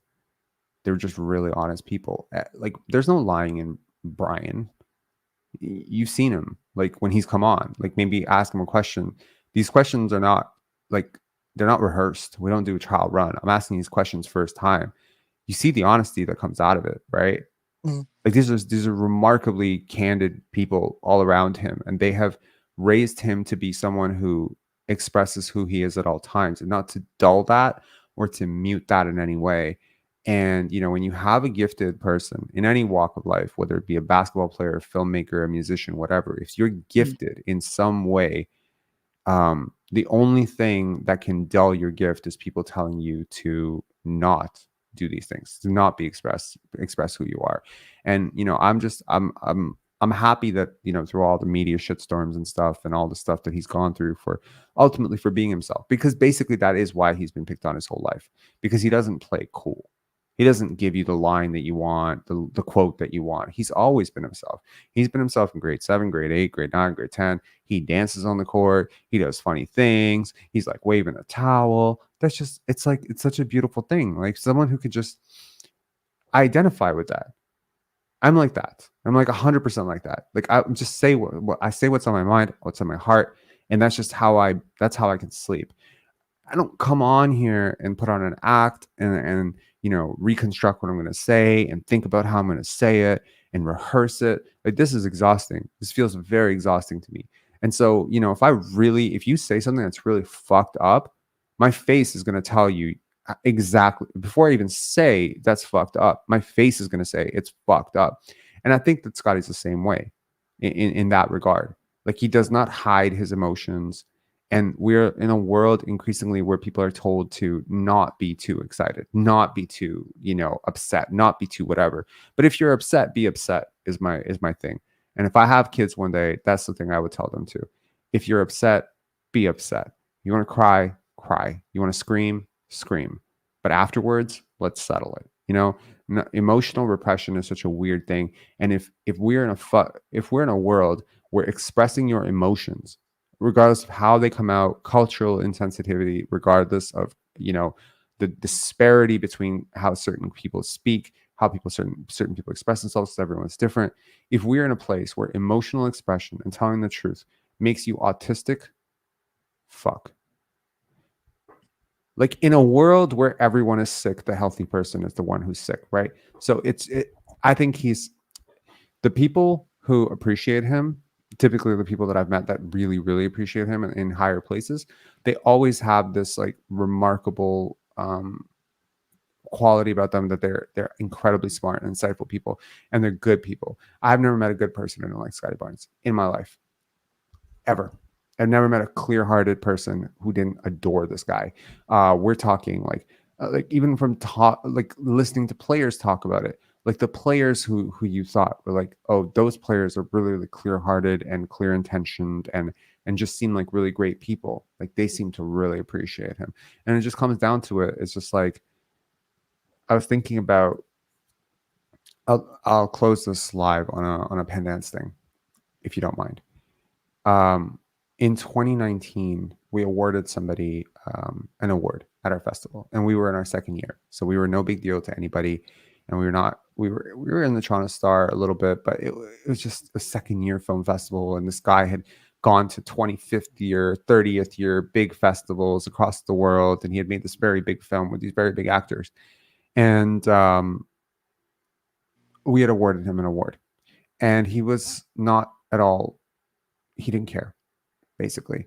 And I'd heard through the grapevine that ultimately that he didn't want to come to Canada to receive this award because who the fuck is Penance? And I remember feeling that, like, you know, small, I guess, to some extent, you know, insignificant, that you had loved this film so much, you had promoted it so much, you had selected it, and you were offering to pay airfare, flight, hotel, and that someone just looked at your festival and just said, fuck that, that's nothing. And I told that producer, you know, straight up, I said, I promise you, like, and he was probably expecting me to talk shit about that director. I did not talk shit about that director. And to this day, I'll not talk shit about that director because he made a great film and we picked it and people watched it and they loved it. So thank you to that director.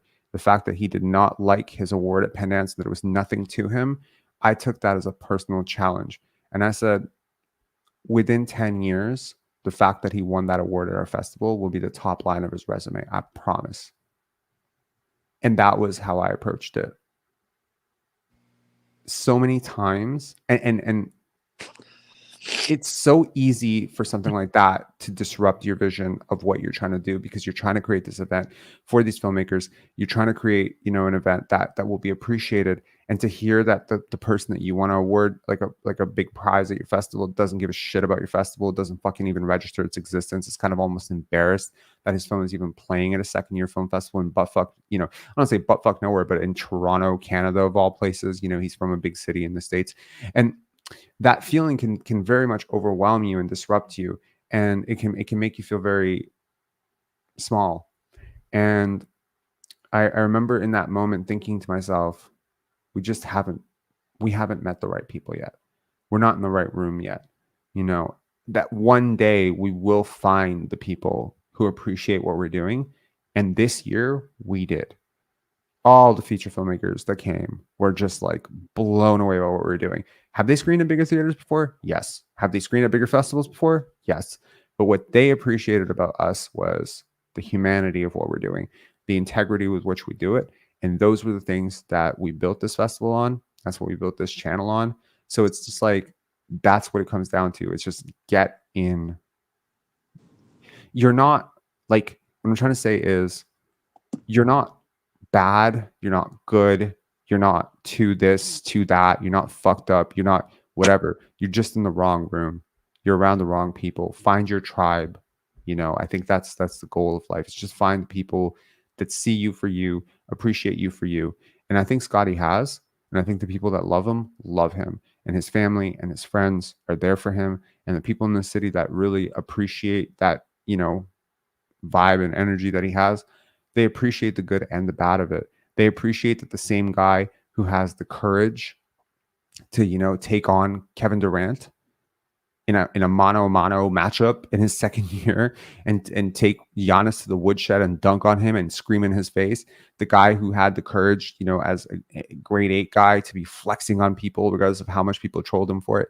That same person might emotionally blow up at a coach someday.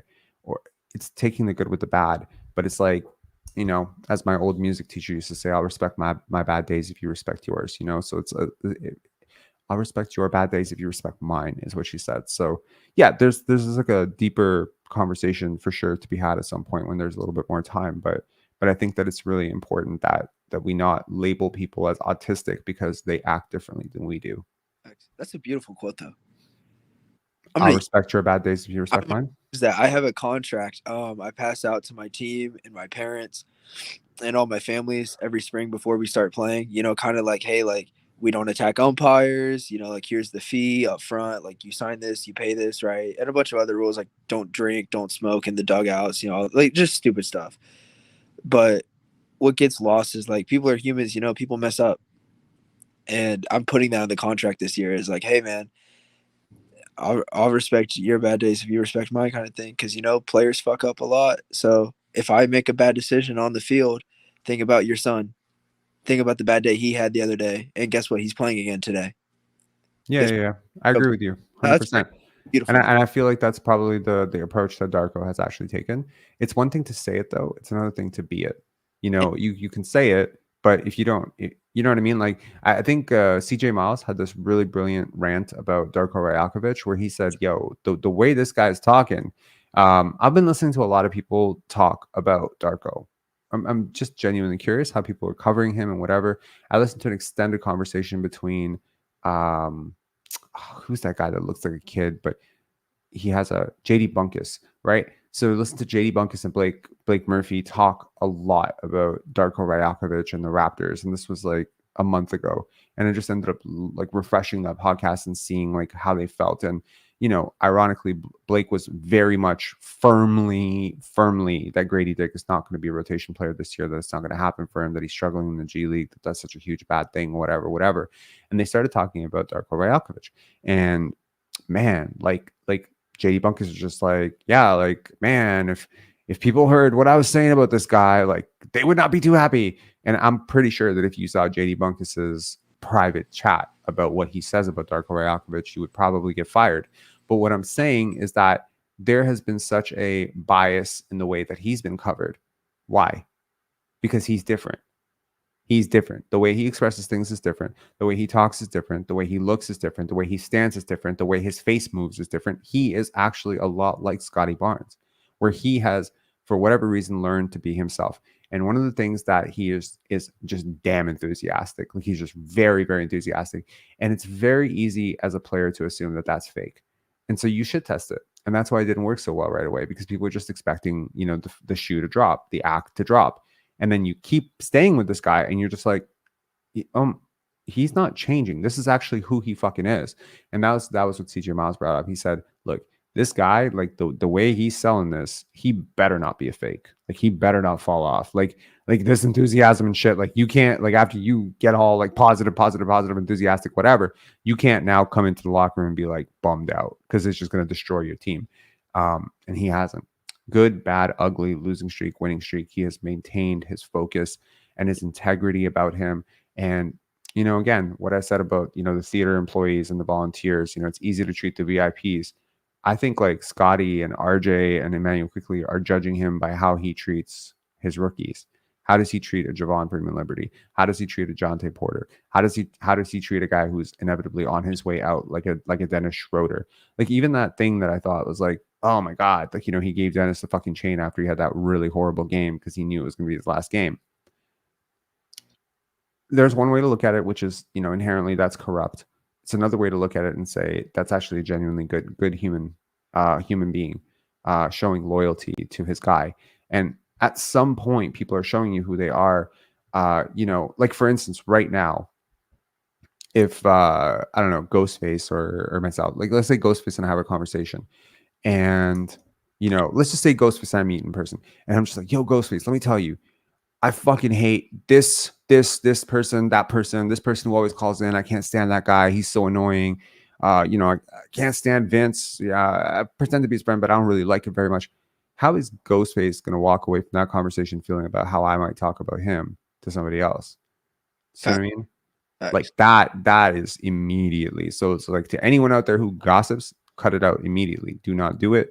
You win absolutely no favors, and literally any negative thing that you say about another person gets basically transferred to you, because the only thing people remember is that's the person that I had a very negative conversation with. That's the negative person.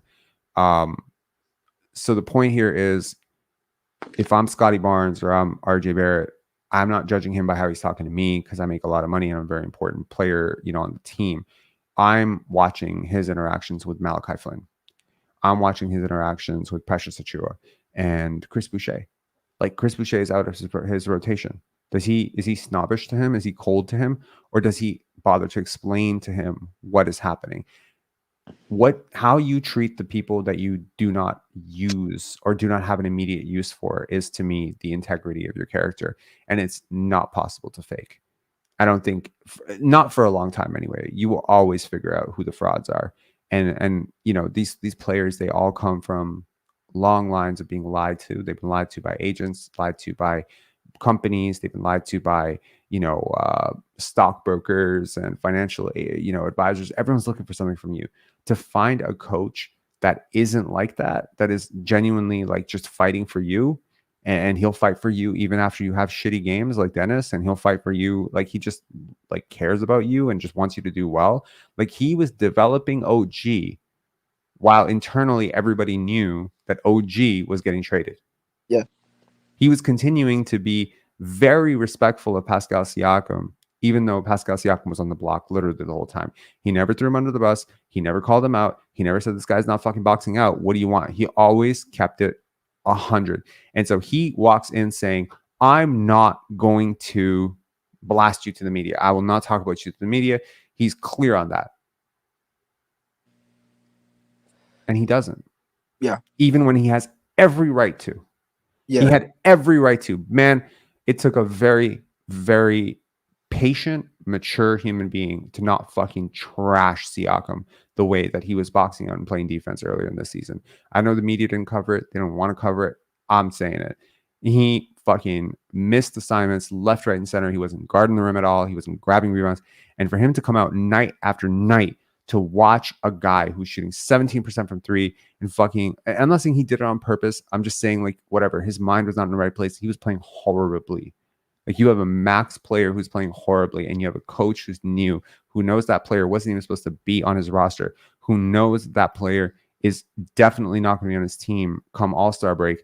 And he never took a shot at him. He never even hinted at it. He never even took a passive aggressive jab at it. He never even said, like, when your max players don't play like max players. He never said anything like that.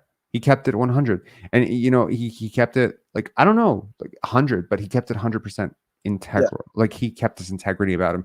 And it's how you treat that person that really defines you, because it's a person who is not treating you or your system with a great deal of respect. It's a person that no one would blame you for throwing under the bus. It's a person that's not in your long-term plans, and you were still respectful to him. Yeah. Now I trust you. So yeah, this is how trust is built. It is built on a fundamental and human level for sure. Yeah. And I feel like the fan base and me personally, ever since Dennis has been traded, I've completely did a 180 on Darko. Because I see now, you take away safety blanket, someone that obviously he was very, very close to, and he prioritized. I'm not going to say prioritized more, but he gave unwavering confidence and unwavering chances to. And now you see, I think Dennis was just better than the players he was playing ahead of. No, to be completely honest, he was better than Malachi Flynn. Yeah, he was better. He was, and look, like, I mean, he was a flawed prospect for sure. But you cannot deny the fact that Dennis was not out. He was not taking more shots than Siakam and Barnes. Like, he did have conversations with them. Look, the Dennis Darko thing drove me mad. But every time you say safety blanket, I think that that's what gets people mad, is when people start talking about the relationship between these two people. And I think that maybe we need to understand that 90% of the dynamic between Dennis and Darko that was toxic was one-sided. 90% of the talking points about Dennis and Darko came from Dennis, not Darko. 90% of the issues between Dennis and Darko came from Dennis playing the way he did.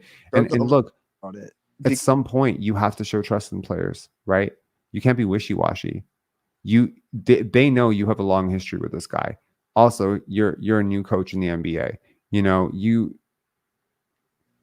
If this Raptors team made a promise that Dennis Schroeder would have his starting spot, and that he was gonna have an opportunity to run this his way for whatever reason, because they panicked after desperation of losing Fred VanVleet, well, then Darko really just showed you that he was a man of his word, that he was a loyal person. You know what I mean? Like, by staying loyal to Dennis, you are actually, weirdly enough, you're pissing off a lot of Raptor fans, but you're actually showing the Raptors, the players, exactly who you are, which is a guy who sticks with his guys. So he didn't just defend Dennis. He defended Pascal. He defended Scotty. He's defended Gary. He's defended Grady. When Grady was playing like shit, how easy would it have been to say, he's just not ready? I don't know what we were doing. Maybe he needed to stay in college for a year. Well, how easy would it have been for him to become sour on Grady? Like, he kept telling us, I think the game's a little too fast for him right now. We have a plan for him. He's going to be fine. He's working hard. He kept breathing confidence into him. So he's shown me that he doesn't play favorites. In my opinion, I don't think he plays favorites. I think he is ultimately trying his best, and maybe he has blind spots. But assume positive intent with the Dennis thing instead of malicious intent. I don't think Darko is corrupt. No, I just think he was playing a guy that was very vital to his roster, because, I mean, I'm sorry, I just watched Scotty Barnes lose the basketball on a simple spin move. Like let's not pretend that before Emmanuel quickly got here that the Raptors had a credible ball handler that can handle, the type of pressure that NBA defenses could put on a ball handler like Scotty, or even a ball handler like Pascal. Again, and if you have come into the season with a promise that this guy's going to start, and then you bench him because he's playing badly, that makes me doubt you, because this is what you did to a guy that you've known for 10 years. What are you going to do to me? In a weird way, Dennis outplayed his contract. He was a good player. I couldn't stand him. I couldn't stand him closing games when he didn't deserve to. I couldn't stand when we would be up 10 and the team would hit a momentum 3 and timeout call Dennis back in. I just like it took away chances to grow from guys, especially Gary. The starting lineup with Gary made so much more sense at the beginning of the season than it did with Dennis. And then as the season progressed, it made a hell of a lot more sense. especially as a guy who doesn't play well off the bench. And Dennis has proven time and time again in his career he does play well off the bench. You know, All fair.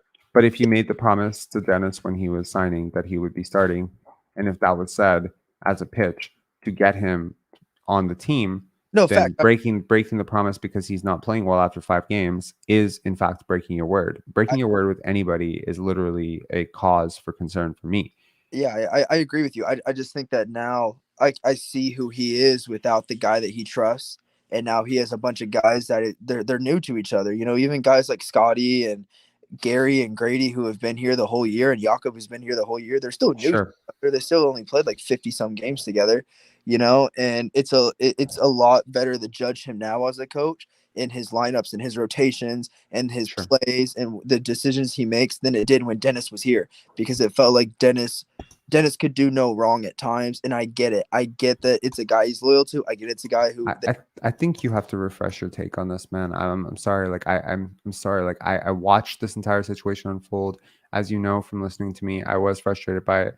But the way I feel you're presenting it is, I feel that is not true to how this actually formed. Like, I don't believe that that's how it played out. I don't think it was just unbridled enthusiasm. Like, you're acting like he never benched Dennis, or he never went away from him, or that his minutes didn't go down when he was playing poorly. Like, he definitely did. It's not like he ran the offense into the ground through him. It's not like conversations were not had privately, which adjusted Dennis's behavior or, you know, momentum or whatever, you know, and it's not like Dennis didn't play well. You know, so again, all of these things are true. But again, you're not controlling people either, right? He's not telling Dennis what to say or what not to say. He's not telling Dennis, a grown man who's 30 fucking years old, he's not going to tell him, like, you can't go on the Raptor show and say this. You can't go into the post media and say this.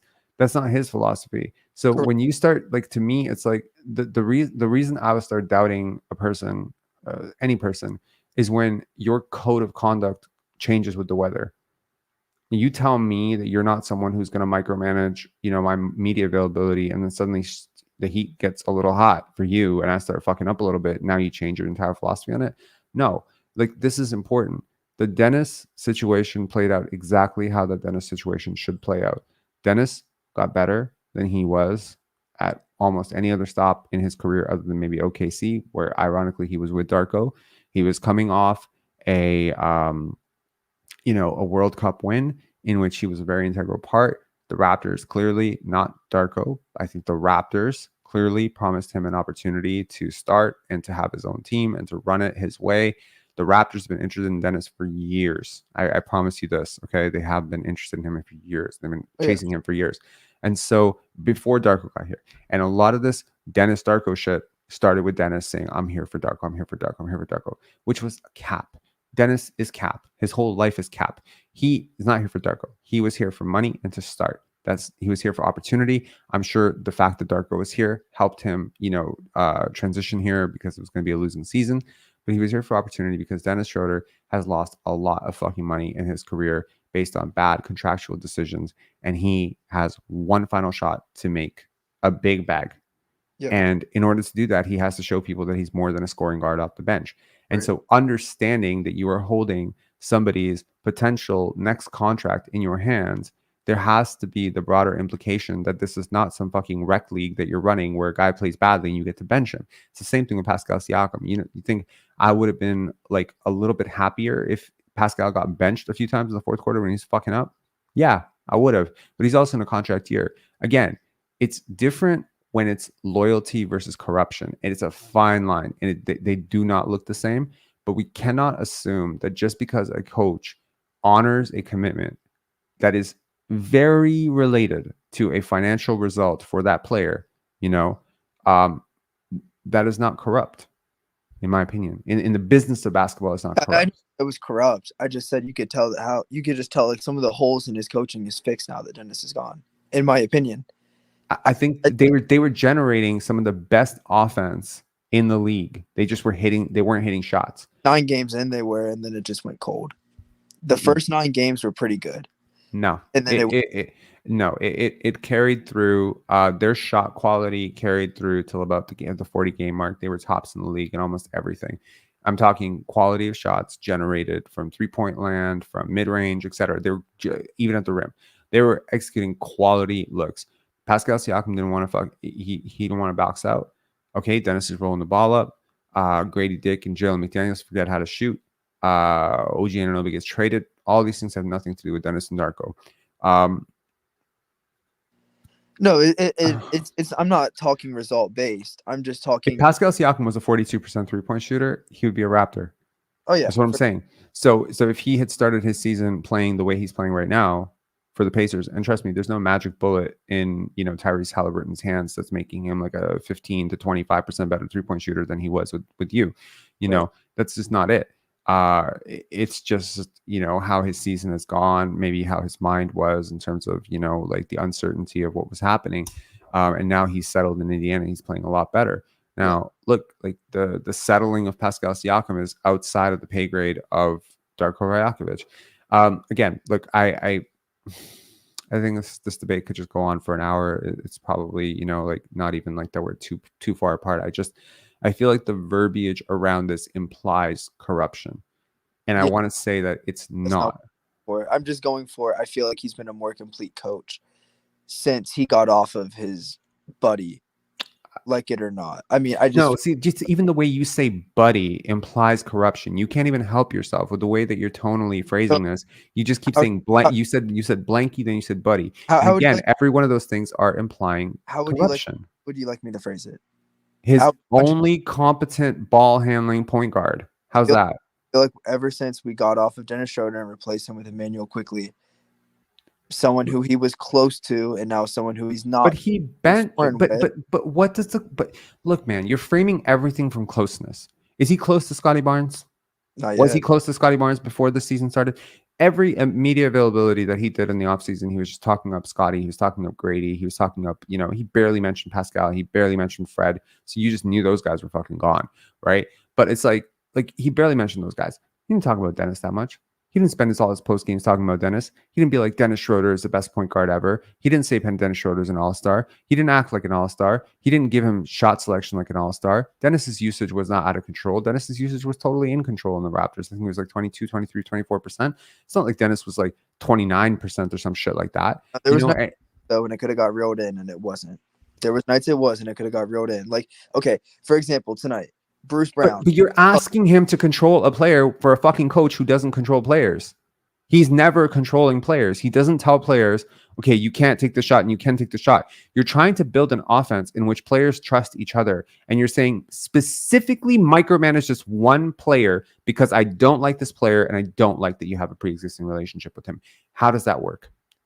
I don't think it's that. I think it's the extent that, okay, there was nights where he played like Bruce Brown played tonight. Guess what? Bruce Brown got 15 minutes.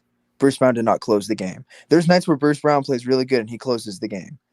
There was Bruce Brown does not start for the fucking team. No, Bruce I know. Brown should not be closing games. Yeah, but you compare apples to apples. Is he doing the same thing that he did with Dennis for Emmanuel Quickly? Consider this. Emmanuel Quickly had some very, very, very fucking cold games for the Raptors.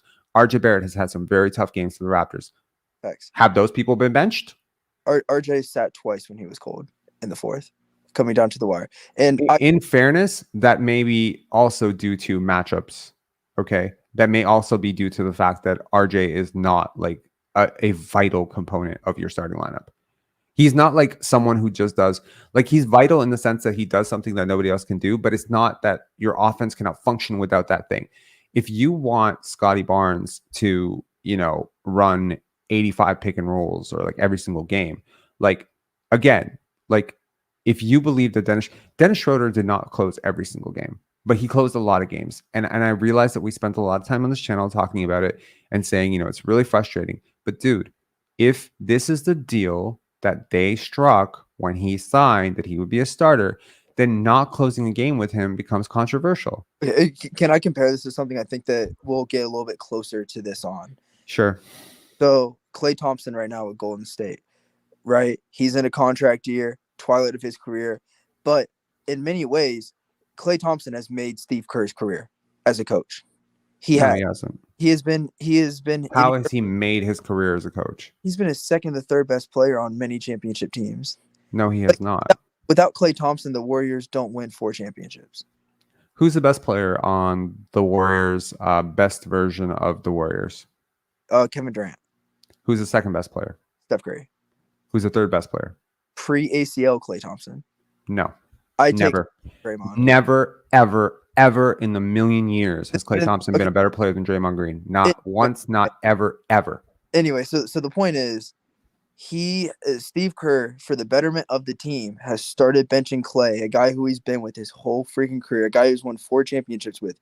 He's benching him in the clutch. He put him on the bench for Pods, for Kuminga, for Wiggins. Now he's playing better. Mm-hmm. He sacrificed his relationship with this guy. He sacrificed this dude's in a contract year, and he's making that sacrifice for the betterment of the team. And what I'm saying is, now that Dennis is gone, I'm seeing a lot more positive Darko in decision making, especially late in the game, especially after timeouts, play calling. The same way out of Steve Kerr, now that Klay is on the bench late in the fourth quarter, I'm seeing better play calling. I'm seeing better closing lineups.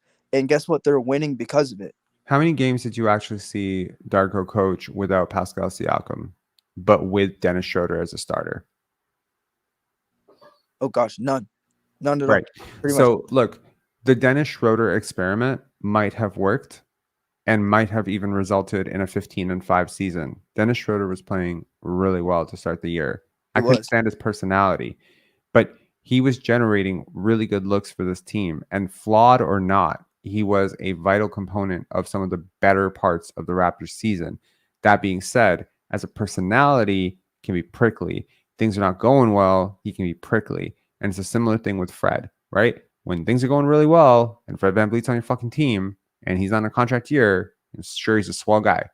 But it's like when the cards are down, I'm pretty sure like if he's in a contract year and you're losing, like he becomes self-preservation mode. Schroeder has the same thing. I'm just saying like we can just I would like to end this conversation at this point because it's just like it's going on and like it's gone already. I've gone an hour longer into this live than I wanted to, but I just want to say that I don't think that Darko did what he did with Dennis from a bad place. I think it was honestly from a very good place, and I do not appreciate the way people have talked about him for it. Because as much as I do not like Dennis Schroeder, and as much as I do not like Dennis Schroeder's leadership style, and as much as I am ecstatic that he is off the team, I will never blame Darko for how that situation turned out, because I believe that he trusted somebody to do something one way and frankly got duped into believing that that person was someone that they were not.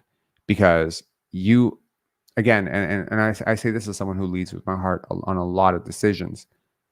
I may trust somebody to, lead some portion of our film festival and to do something. And that person, may be fucking up a lot. But I trusted them and I owed them an opportunity to fail. Actually, this is very closely tied to something that happened this weekend where someone that I trusted in a very big role, and they did me a bit of a favor, they were very bad at it. I stayed loyal to them 100% of the way through. I kept encouraging them. Will I bring them back? Not a chance in hell. Not one chance in hell. But I kept letting them try to do it until eventually at the end, I had to just politely ask them, I can't ask you to do this anymore. I'm sorry. It's just too many people are suffering from this. But to have cut the cord right away from that person when they had been promised this opportunity to at least have a chance to fail would be a douche move. It would be not consistent with who I believe myself to be. And this is why I say with Darko, like what we agree to is one thing. What happens is a second thing. And the transition point between one and the other is integrity. And so if Dennis came in and said, look, I am a veteran. Yes. I'm here to teach these guys how to be professional. Yes. I'm here to help Malachi. He said all the right things. Dennis, you've heard his post games. He's such a fucking politician. Such a politician. And if he's able to finesse, Masai and Bobby and also Darko into believing that he is here for this reason, but then slightly he starts doing these little things that are showing you that he's going in another way with what he's really trying to do. Do you know what I mean? Like, at what point do you rescind your offer to him? Do you know what I mean? Like, do you not owe him an opportunity as much as you owe Scotty an opportunity, as much as you owe Pascal an opportunity? Like, my thing is, what was the agreement and what was the delivery? That's it. That's all I care about. If the agreement was Dennis Schroeder has a chance to start, that he would start at point guard, that he would close games out, that he will have a chance to do this, and that we will succeed and fail based on that timeline, then I believe that the commitment that was made to him was honored. And I cannot see a world in which that is a bad thing. Yeah. The only thing that sucks is that the commitment was made. And I completely agree with you. I'm just saying from my point of view, and I think a lot of other people's point of view, that Darko has shown a different side of coaching post Dennis that we didn't see. I don't see that at all. That's just my perspective. I don't see that. I think he's kept the same message, consistent. No, not like that. Not like that. Because he has not off the court. Off the court, yes, been the exact same. Been the great guy he's been all year long. I'm talking on the court, in game situations, lineup wise, play wise, not personality wise, not charisma wise. No, I think Darko's rotations have always been constructed with development in mind. They didn't make sense to me back then. Looking back on it, I was wrong. They were correct. Putting Scotty with bench units, which featured like no credible second ball handler, no real spacing. This was good. This is good for his game. It wasn't good for wins at the time, but it was good for his game. As a head coach in the NBA, there's a lot of conflicting things that you're trying to balance. You're trying to strike a middle. You're trying to preserve guys' trade value right now. Does Darko want to play Bruce Brown? I have no idea. I have no idea if he wants to play him, but I know he has to play him because he needs to keep the contract value up. So look, you can't just unilaterally, if you're not, Steve Kerr or Greg Popovich or whatever, you don't have the type of clout or cachet with the organization to just willy-nilly bench guys. If you're upset with Scotty and how he's playing, you can't just randomly bench him. And again, once you do things like that, like when you do what Nick Nurse did last year, where your head gets a little bit big and you start calling Gary out to the media, trust me, everyone notices. Yeah, I think Darko has done it the right way the whole way through. I'm happy that you think he's become a better coach. I think he's been a great coach the whole way through. I think he's been a great coach. I just think that now that the pothole in the road has been covered, for better or less, like Dennis was great. For what? Is it possible that the pothole is you? Is it possible that your simple disdain for Dennis was coloring how you were viewing his coaching? It's not disdain. It's just seeing late game situations and how he handled plays out. Who would you have played over Dennis? Curious. Like, you think Gary was like some sort of fucking beacon of hope? Gary sucked to start the year. Frankly, he has sucked pretty much the whole year. He has been horrible. I like Gary more than I like Dennis by a million times, which is why I always fought for him to start, and I felt that he should start. However, if the agreement coming into the season was that Dennis should start, then nothing Gary did coming off the bench bumps Dennis from the starting lineup. The only thing that bumps Dennis from the starting lineup is people like you and people like me not liking Dennis. And Darko simply does not share. I don't not like Dennis. I don't like Dennis. So maybe I'm projecting there, but I didn't like Dennis Schroeder. So that's just coming into it, I didn't like him. And that's the thing. It led a lot of but I cannot deny that for the vast majority of it, he earned every dime of what he earned with the Raptors. His real contract value statistically was 17 to 18 million a year. Sure. And Gary was like 2. Yeah. Exactly. 2 to 3. And so yeah, so you're requesting, that a coach who desperately needs ball handling on the court, who desperately needs dribble creation and paint touches for his fucking system to work, and maybe, by the way, a coach who is attempting to structure an offense in which Emmanuel quickly will eventually come into, play Gary Trent in that offense in place of Dennis Schroeder, when Dennis Schroeder for Emmanuel quickly is the most naturally synergized, do you not see the similarities between these two players? They're so similar. They're long, rangy guards with like long arms and, diminished, whatever. They have issues finishing directly at the paint, but they have a bit of a floater game. They're kind of limited. They're combo guards. So this is what I'm trying to say. Like, maybe there's a part of the equation that you're missing. And maybe like you and I just have to have the humility that there are conversations we are not privy to, ideas that we are not privy to, but trust Darko. I'm not saying blindly trust him, be critical, whatever. We were always critical, if he played Dennis too much. I'm just saying, the passing of the baton from Dennis to Emmanuel quickly, with the other 4 pieces having to adjust to playing with a new player, is much easier than the passing of the baton from Gary Trent to Emmanuel quickly. Because again, if you look at how Emmanuel Quickly is playing, isn't he just a better shooting, souped up version of Dennis Schroeder anyway? He is. So he was just a placeholder. He was just there, and it was good. Scotty learning to play off of Dennis Schroeder is good because it helps him play with Emmanuel Quickly, in my opinion. You see my point? Maybe just the rotation. He's got a lot deeper bench. I just think that his decision making later in games has just been so much more better. I think it's upped him as a. It's cool. Like, you know, I think we're at a point where I just have to say we'll agree to disagree. Yeah, I think he's. I think this is an 82 game season. Yeah, and it's supposed to get better as like he has not. I don't think he's gotten better. I think the results of what he's doing have gotten better. And it's like saying, you know, like for instance, like you take like a shooting coach, right? So like you have a shooting coach and they work with a, you know, a player, and the player shoots like 4 for 10, 4 for 10, 4 for 10, 4 for 10, 4 for 10, 5 for 10, 5 for 10. And then eventually they start shooting 9 for 10. And you're just like, wow, that coach is so much better now. And it's just like, no, man. They've been the same the whole way through. The coach is the same. The results are different. I think we're just talking about it from different angles. Anyways, man. Yeah, for sure. Yeah. Anyways, thanks a lot for calling in. Appreciate it. Yeah, for sure. Have a good night. Okay. Yeah. So I generally hate the way Darko has been covered in this city, like completely.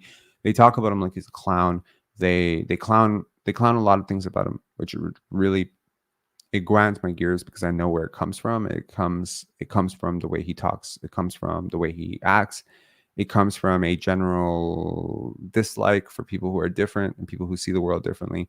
I assure you, the people who talk shit about him know vastly less about basketball than he does. I think he is implementing all of the right stuff. I think he is truly a gem. I'm really happy the Raptors found him. Yeah. Don't worry. That comes every time. And you know, when you say that, please remember when I presented 13 coaches that the Raptors should hire, I did not fight for Darko as one of those 13 coaches. But once they hired him and I looked more into him and I heard about him and I started like really researching him a lot, and I heard his work and I read his work and I read about him so much. Like I had known about him, but I didn't ever see him as like, oh, that guy's going to be. Do you know what's funny? Actually, I'll share something with you. I will share something with you. And this is actually very, very ironic. When someone first presented Darko Rajakovic as an option for the Raptors, I had not listened to any of his post-game stuff or whatever. And I went and I listened to one of his post-game interviews with the Memphis Grizzlies where he had filled an intern for Taylor Jenkins. And I listened to him talk, and he had this really abrupt way of talking. And I'm not going to do an impression of him because that would be patronizing or rude, but he had a particular way of talking. Dog, you know, like there was a, and I said to somebody, I think that the English, like his accent and his tone, the way he speaks, the halting tone in which he speaks, even if he's speaking total common sense, I think this will somehow present an obstacle to him getting a head coaching job, because a lot of people would think that an NBA locker room full of, you know, basketball players, largely from North America, are not going to listen to some European coach who sounds and looks and acts as European as him. Do you understand what I'm saying?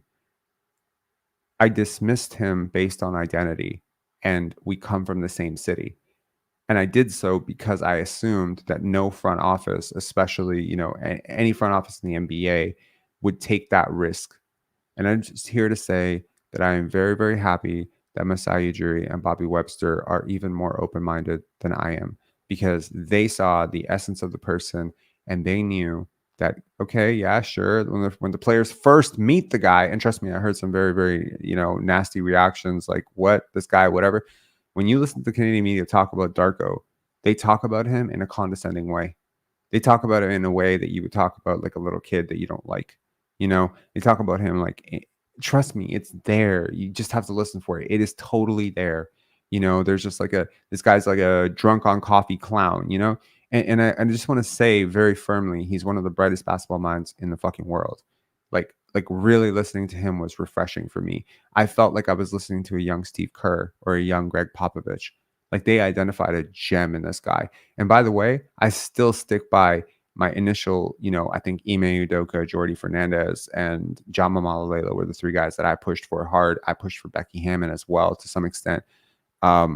He was not on my short list, but man, I'm glad he was on the Raptors short list. So I just want to say that. And, you know, a lot of people have subconscious biases towards people who are foreign. And I feel like a lot of those come out when they talk about Darko and Dennis because they're both foreign. They both speak with an accent. And there is some sort of weird cabal that formed, in my opinion, about these people being, you know, sort of outsiders. And you think about it, like, they both kind of came up together. Do you know what I mean? Should that not be worth something? You know, you could be upset about it. I can be upset about it, but doesn't it matter? Do you know what I mean? Loyalty is an appreciated trait. It's a rare trait, and I think that it's important. And yes, this, 100% this. Hoodie Mellow, thank you for bringing that up.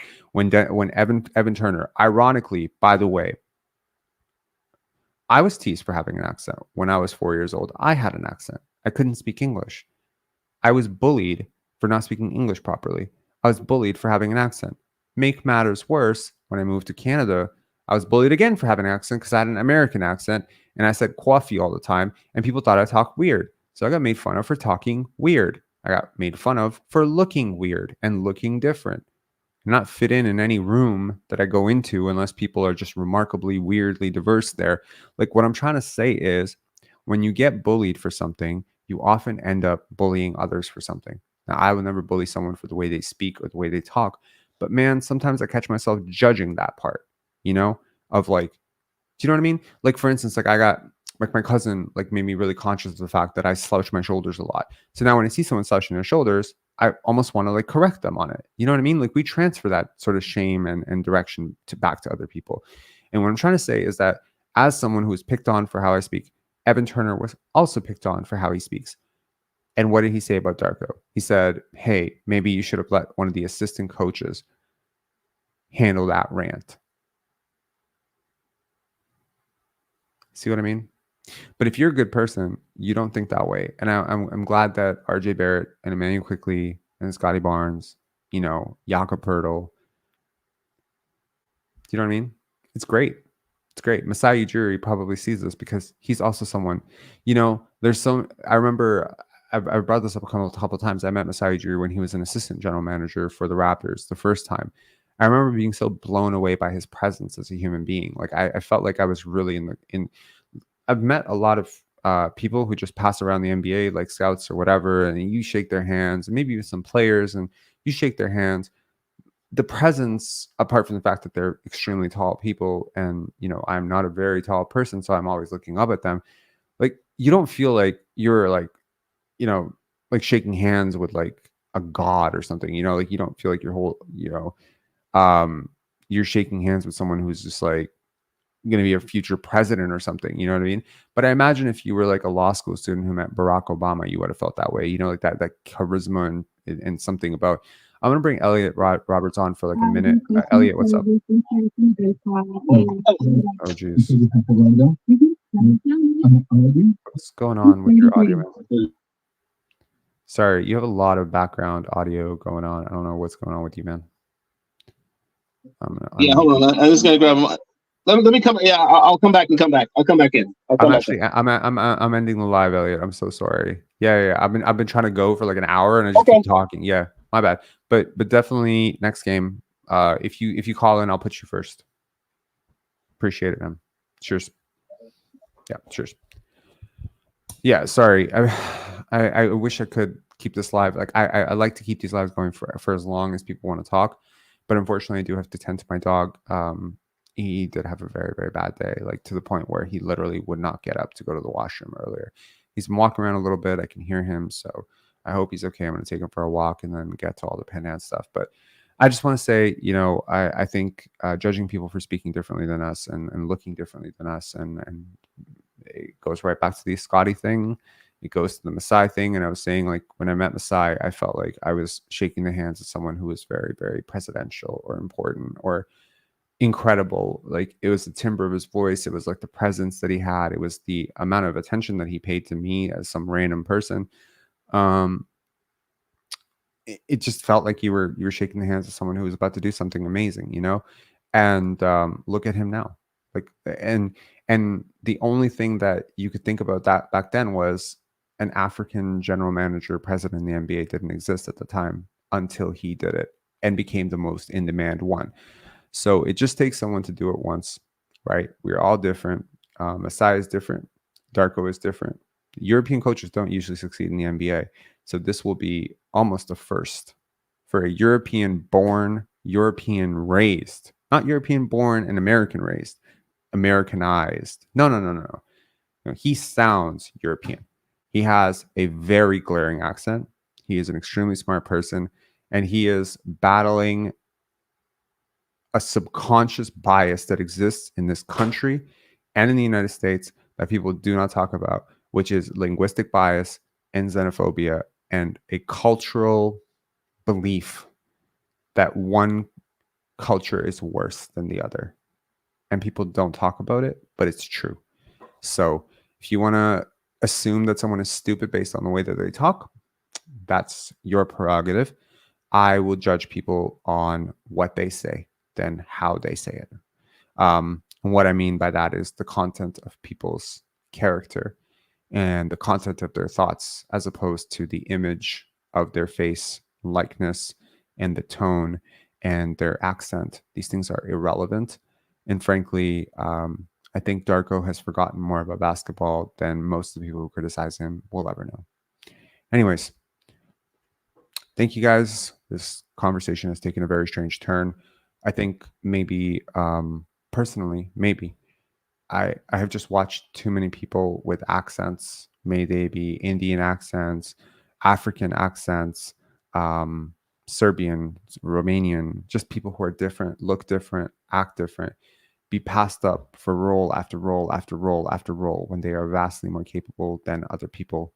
And I just don't, I'm kind of sick of it. So, you know, to those people who get passed up because of how long or how many syllables your name is, just be you, I guess. Anyways, peace, guys. Have a good one.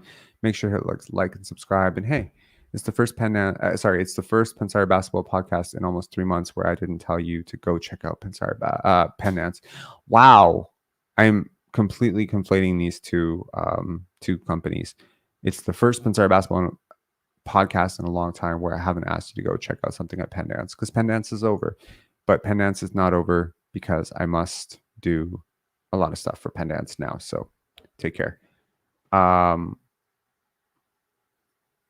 Call next time. Yeah, and also to Elliot, like, man, I really wanted to take that call.